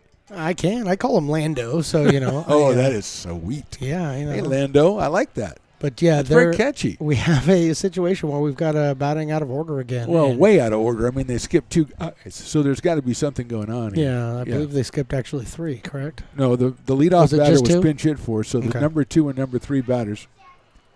So the only thing I will say that, and I did find this out in just in communications with Coach. Sure. They are short uniforms, and one of their issues has been having a bunch of guys and not having enough uniforms, so having to share uniforms with guys. So this may be a different guy? I'm not saying that this is the situation. I'm just saying that could be playing into that as well. So you're trying to help your buddy. I understand that. I respect that. In the game of baseball, we're all friends except when we're competing on the field. And we compete in the best interest of competition, but it's not personal, you say. Unless Absolutely they bat not. out of order. Then to me it's personal. Well, then it's personal. But if I'm going to keep scoring a book, you gotta follow the rules, okay? Yeah. I got rules, you got to follow the rules. I think a few people heard you handle that book and I turn did it not over. handle it well. I'm sorry. I did not, and I'm still not happy about it. And we don't have any resolution, and number We have 17 is resolution with the still same up. batter, so I don't know what to tell you. So maybe I'm going to go with maybe it's really the guy and he has a different jersey on. I'm going to go with what you said, covering for your buddy, Coach Lando.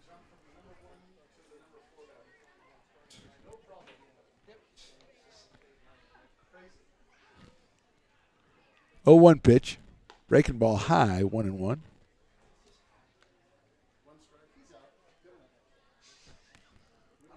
On deck, anybody's guess.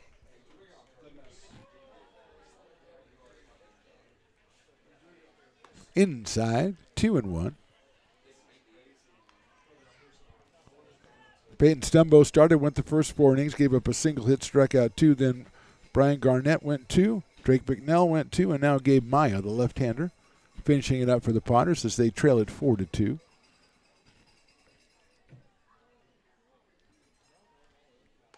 Check swing, and that one's high. So 3 balls and a 1 strike now.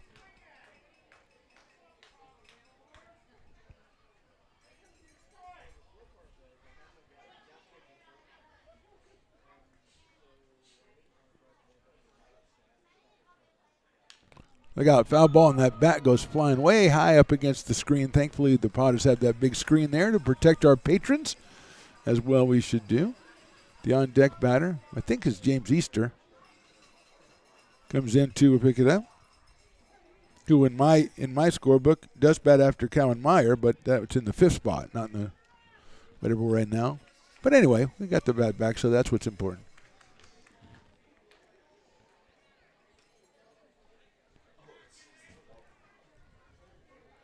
Three-two coming up. Fouled out of play to our right, and Cowan holds on to the bat this time, so all is well. I just start waving to random fans because that's the kind of mood I'm in the 9th inning.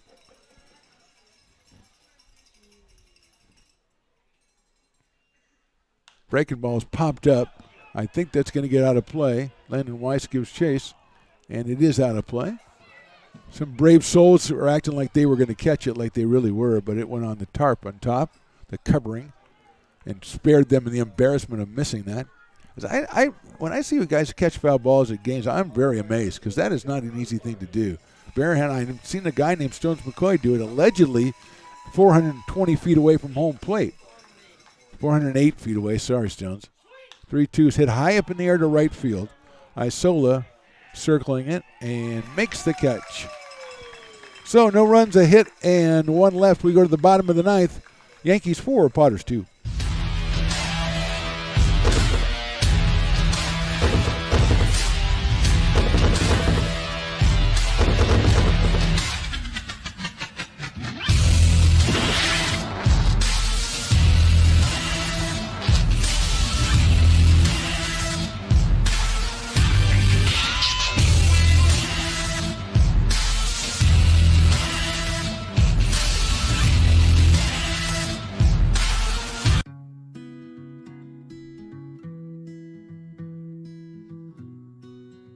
Lincoln Area Archives Museum is the official partner of the Potters' 100th anniversary season. The museum is located just around the corner in Bierman Plaza in the center of the Old Historic District.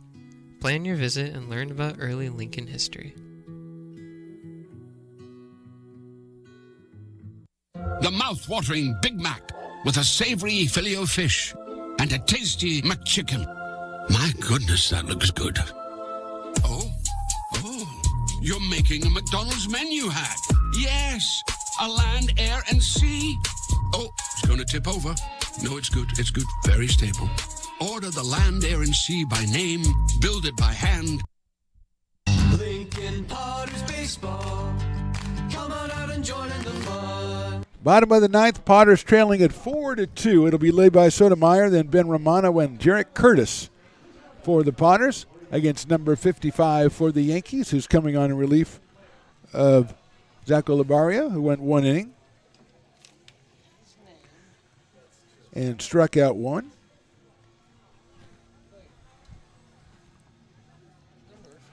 Number 55, according to Stones, is random player, which the problem is that I could actually see some parents these days naming their kid random. I could actually see that. That actually makes sense. JP's talking to the home plate umpire going, hey, dude, come on. I mean, how about something for the effort, you know? So Levi Sotomayor coming up. He has struck out single and fly to left. 1 for 3 in this one. Came in with a .421 average, did Levi, out of Sac City College.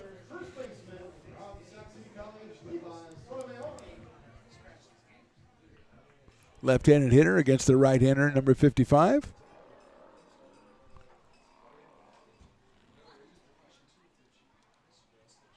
Fastball just misses that outside corner.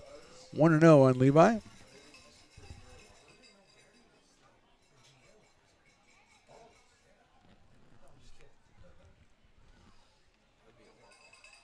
That's lined out to center field. Coming on.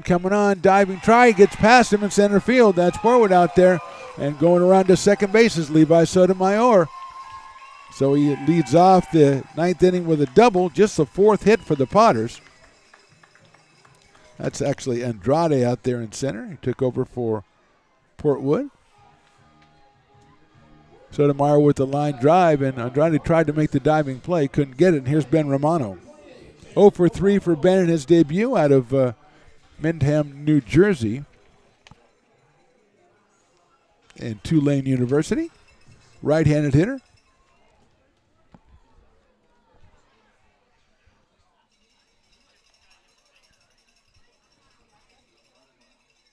Breaking ball on check swing, and he went around, so it's 0-1. It would be a victory over evil if you win this game because you're playing against a team that just makes up batters whenever they feel like it and puts in random number pitchers. And I like them. That one just misses outside. They're doing their best to build the program. But you don't build the program by just skipping batters.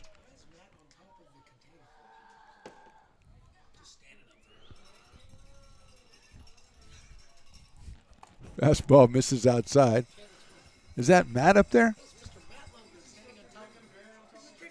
On top of the container over there in right field, Matt Lundgren, president, general manager, probably some other titles he's got, owner, I don't know. Probably getting a better view. Maybe we'll put a camera over there. See, we'll talk to him about it, see what kind of look he gets from the game from over there. 2-1 coming up. That is outside ball 3. So 3-1 on Ben Romano. The potential tying run in this one, Stones, with Jarrett Curtis coming up. Maybe I'll call the pitcher Jarrett Collins.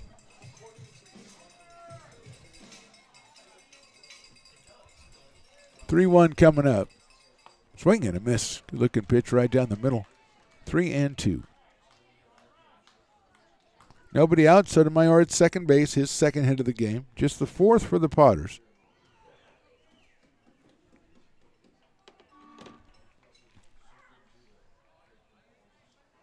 Three-two pitches high, ball 4.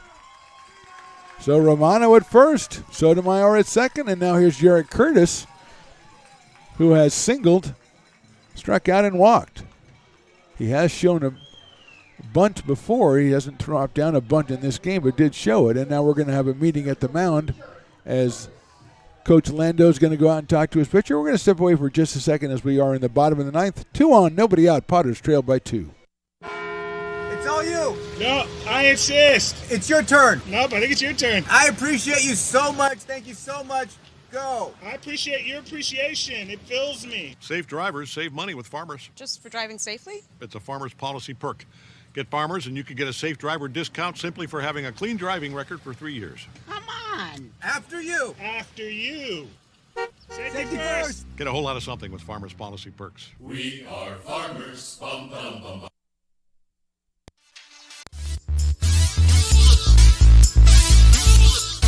The chat is over on the mound, and we are ready to go. Jarrett Curtis settles in. Picked up his first hit of the summer back in the 7th inning. Richardson playing up at first base. And Meyer at third in case the bunt. He shows bunt, pulls it back, and it's a call strike. I'll tell you, the fans that stayed around are really getting their money's worth, and they are weighing in on each and every play that happens. And I don't blame them. 0-1 to Jarrett Curtis. Shows bunt again, and another balk is going to be called. This time going to move runners to second and third, and that sets it up for Jarrett. As again, just really, really quick out on the mound. Getting out of the, when he comes set and then delivers the pitch just way too quick. Second and third, nobody out. Potters trail by 2, and Curtis at the plate. JT Maloney to follow, then Landon Weiss. Curtis takes down low. Evens it up 1-1. Sotomayor doubled to start the inning. He is now at third. Ben Romano walked. He is now at second.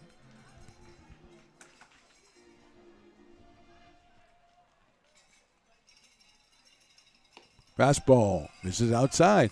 2-1. Perhaps a little bit low to Jarrett Curtis out of Cypress, Texas, and Texas Tech University.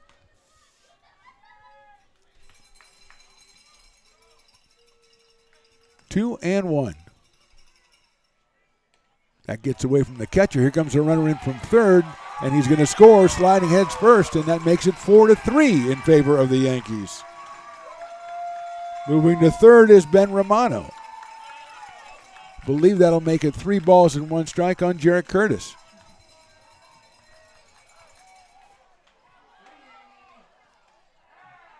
Infield in for the Yankees.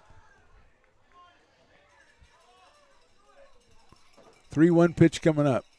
Swing and a miss by Jarrett. 3-2.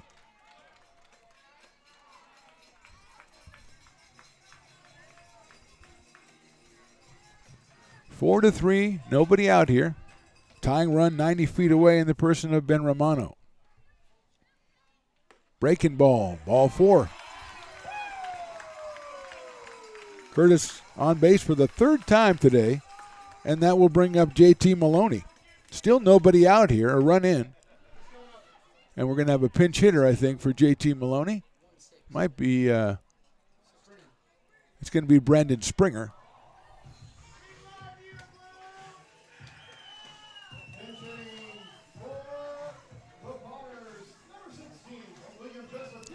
So out of William Jessup, he's played right field the first couple of games. He's not in the starting lineup tonight. Mr. Brandon Springer coming to the plate.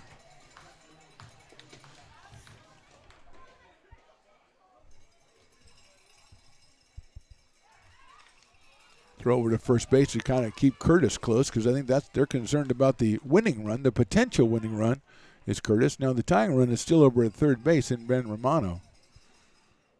Springer hitting just under 333. He's 5 for 16 so far in this season.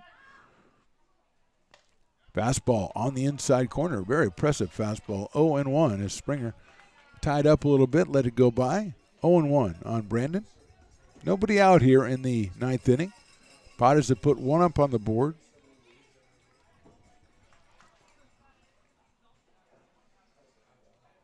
Over to first base. Almost threw it away over there. Nice scoop by Richardson. You know, the Potters have been doing, ever since my pen exploded, the Potters have been doing really good. So maybe I'll just keep new pens available. 0-1 pitch. Springer takes a breaking ball. It calls strike 2, a little bit up in the strike zone. So quickly 0-2 on Brandon Springer. Landon Weiss scheduled next for the Potters. Then the top of the order, Aiden Isola. So quickly 0-2 on Springer. Curtis, short lead at first. 0-2 coming up. Fouls that one off. I don't know what he did. I guess he struck out. Sounded like a foul ball. I guess he just hit the catcher's glove and rolled out of the catcher's glove. Can't go to first because it's already occupied. So Springer is out on strikes, and that'll bring up Landon Weiss. So Potters still got that tying run 90 feet away. The pitcher's worried about Curtis at first, but the Potters need to bring in Ben Romano, and Landon Weiss has struck out twice and walked in this one. He walked and scored back in the 5th. So 0 for 2.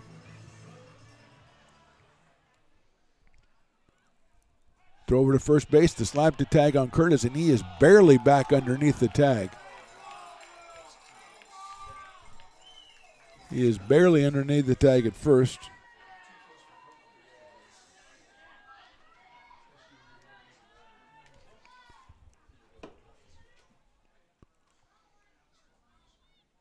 Weiss takes outside for a ball and a fastball. Got good velocity, number 55. 1 ball and no strikes.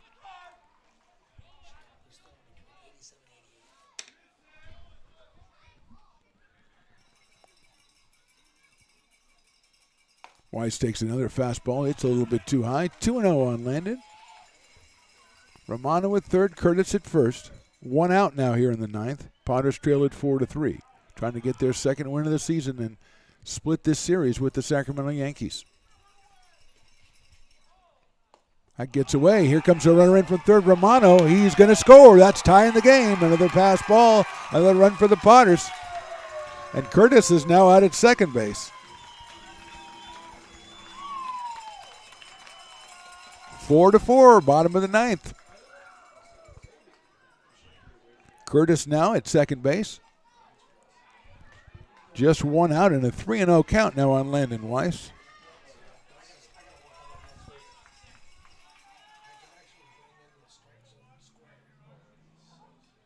3-0 pitch is in there for a call strike, 3-1.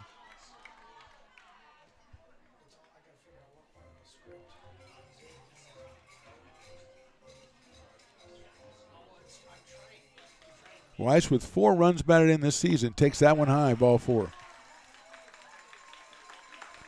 So runners now at first and second, and Aiden Isola coming up to the plate. Fly to center, singled, grounded to first, and grounded to short. Right fielder for the Potters tonight. 4 runs batted in on the season. He's got Jarrett Curtis out there at second base and just 1 out here. Weiss over at first. Zach Chamiso on deck.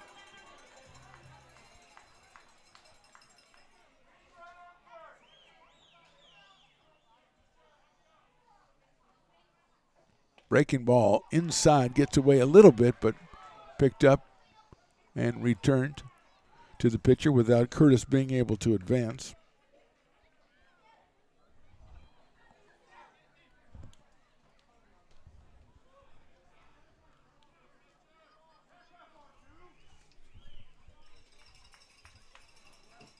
That one is a high fastball. 2 balls and no strikes.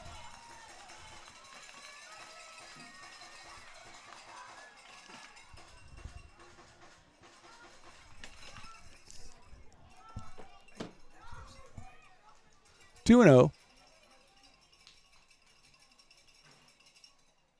Isola takes inside, ball 3. 3 balls and no strikes.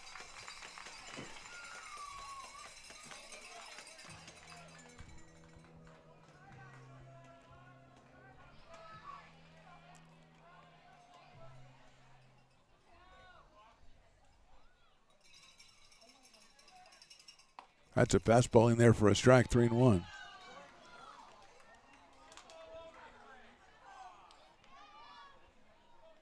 Potters have scored twice here in the bottom of the ninth. They've tied the game at 4. They've got Jarrett Curtis out at second base. They've got Landon Weiss over at first base, and just 1 out and a 3-1 count on Aiden Isola. That's in the dirt, ball 4.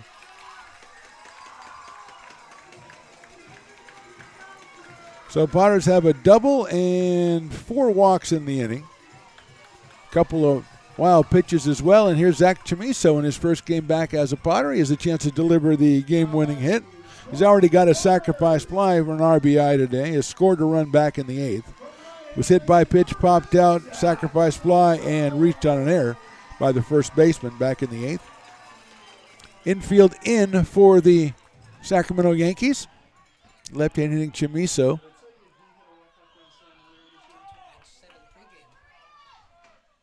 Fastball high and outside.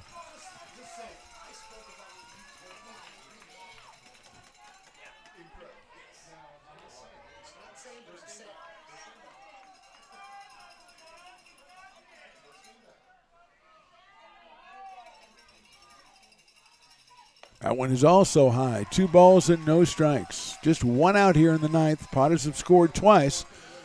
Bases loaded, and Zach Chamiso at the plate.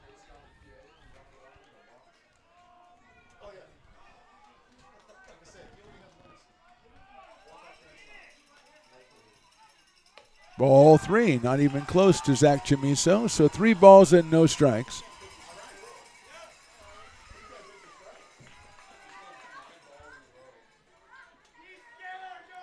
A double, a walk, strikeout, walk, and walk here in the 9th.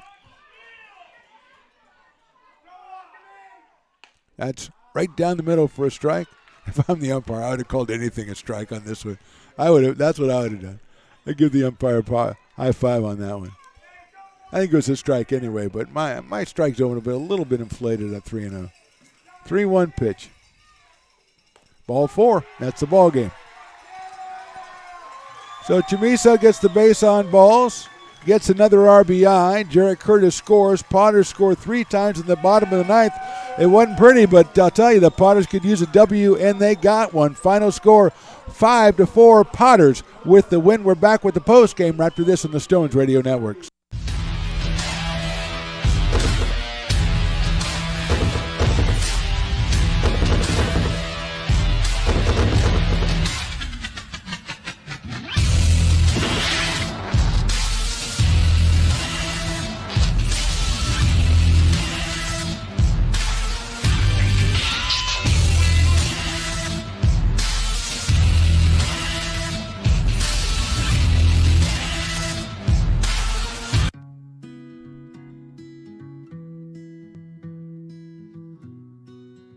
Lincoln Area Archives Museum is the official partner of the Potters' 100th anniversary season. The museum is located just around the corner in Bierman Plaza in the center of the Old Historic District.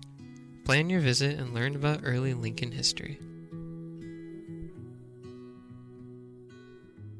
The mouth-watering Big Mac with a savory Filet-O-Fish and a tasty McChicken. My goodness, that looks good. You're making a McDonald's menu hat. Yes, a land, air, and sea. Oh, it's going to tip over. No, it's good. It's good. Very stable. Order the land, air, and sea by name. Build it by hand. Lincoln Potters Baseball. Come on out and join in the fun. Welcome into Potters postgame. Mark the Phantom Low, Stones McCoy here. Now, Stones, it wasn't pretty. But we talked about just trying to get a W in the books, and the Potters got a W. They got a W, and they got it done. When we had our mid-game report, we talked about what's going wrong with the Potters. It was allowing too many base runners, running out of innings, getting thrown out on the base paths, things of that nature. And then that's exactly what the Sacramento Yankees gave to the Potters in the ninth inning. Exactly, it was. But and they took advantage. Give credit to Levi Sotomayor, though. He started the inning off with the double. That's the key. You get the first guy on base, and then you put some pressure on the defense, and they couldn't come through on the mound. 4 walks, and it is what it is. But you take the win.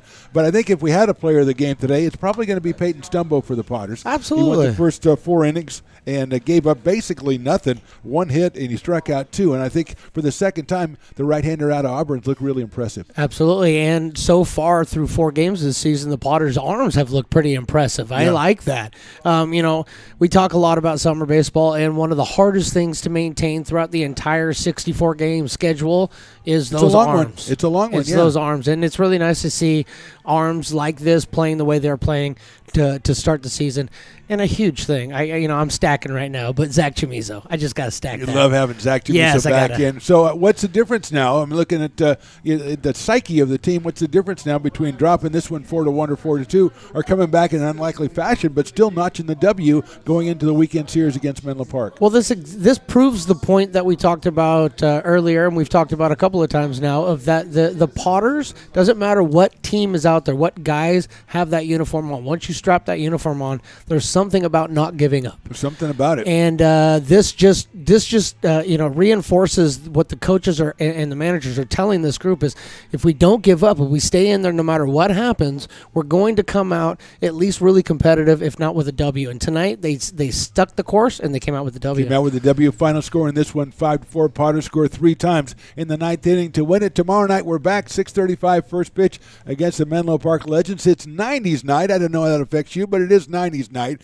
We're on at about 6:20 with our Potters warm-up show. We thank you for watching tonight. We will see you again tomorrow on the Stones Radio Networks.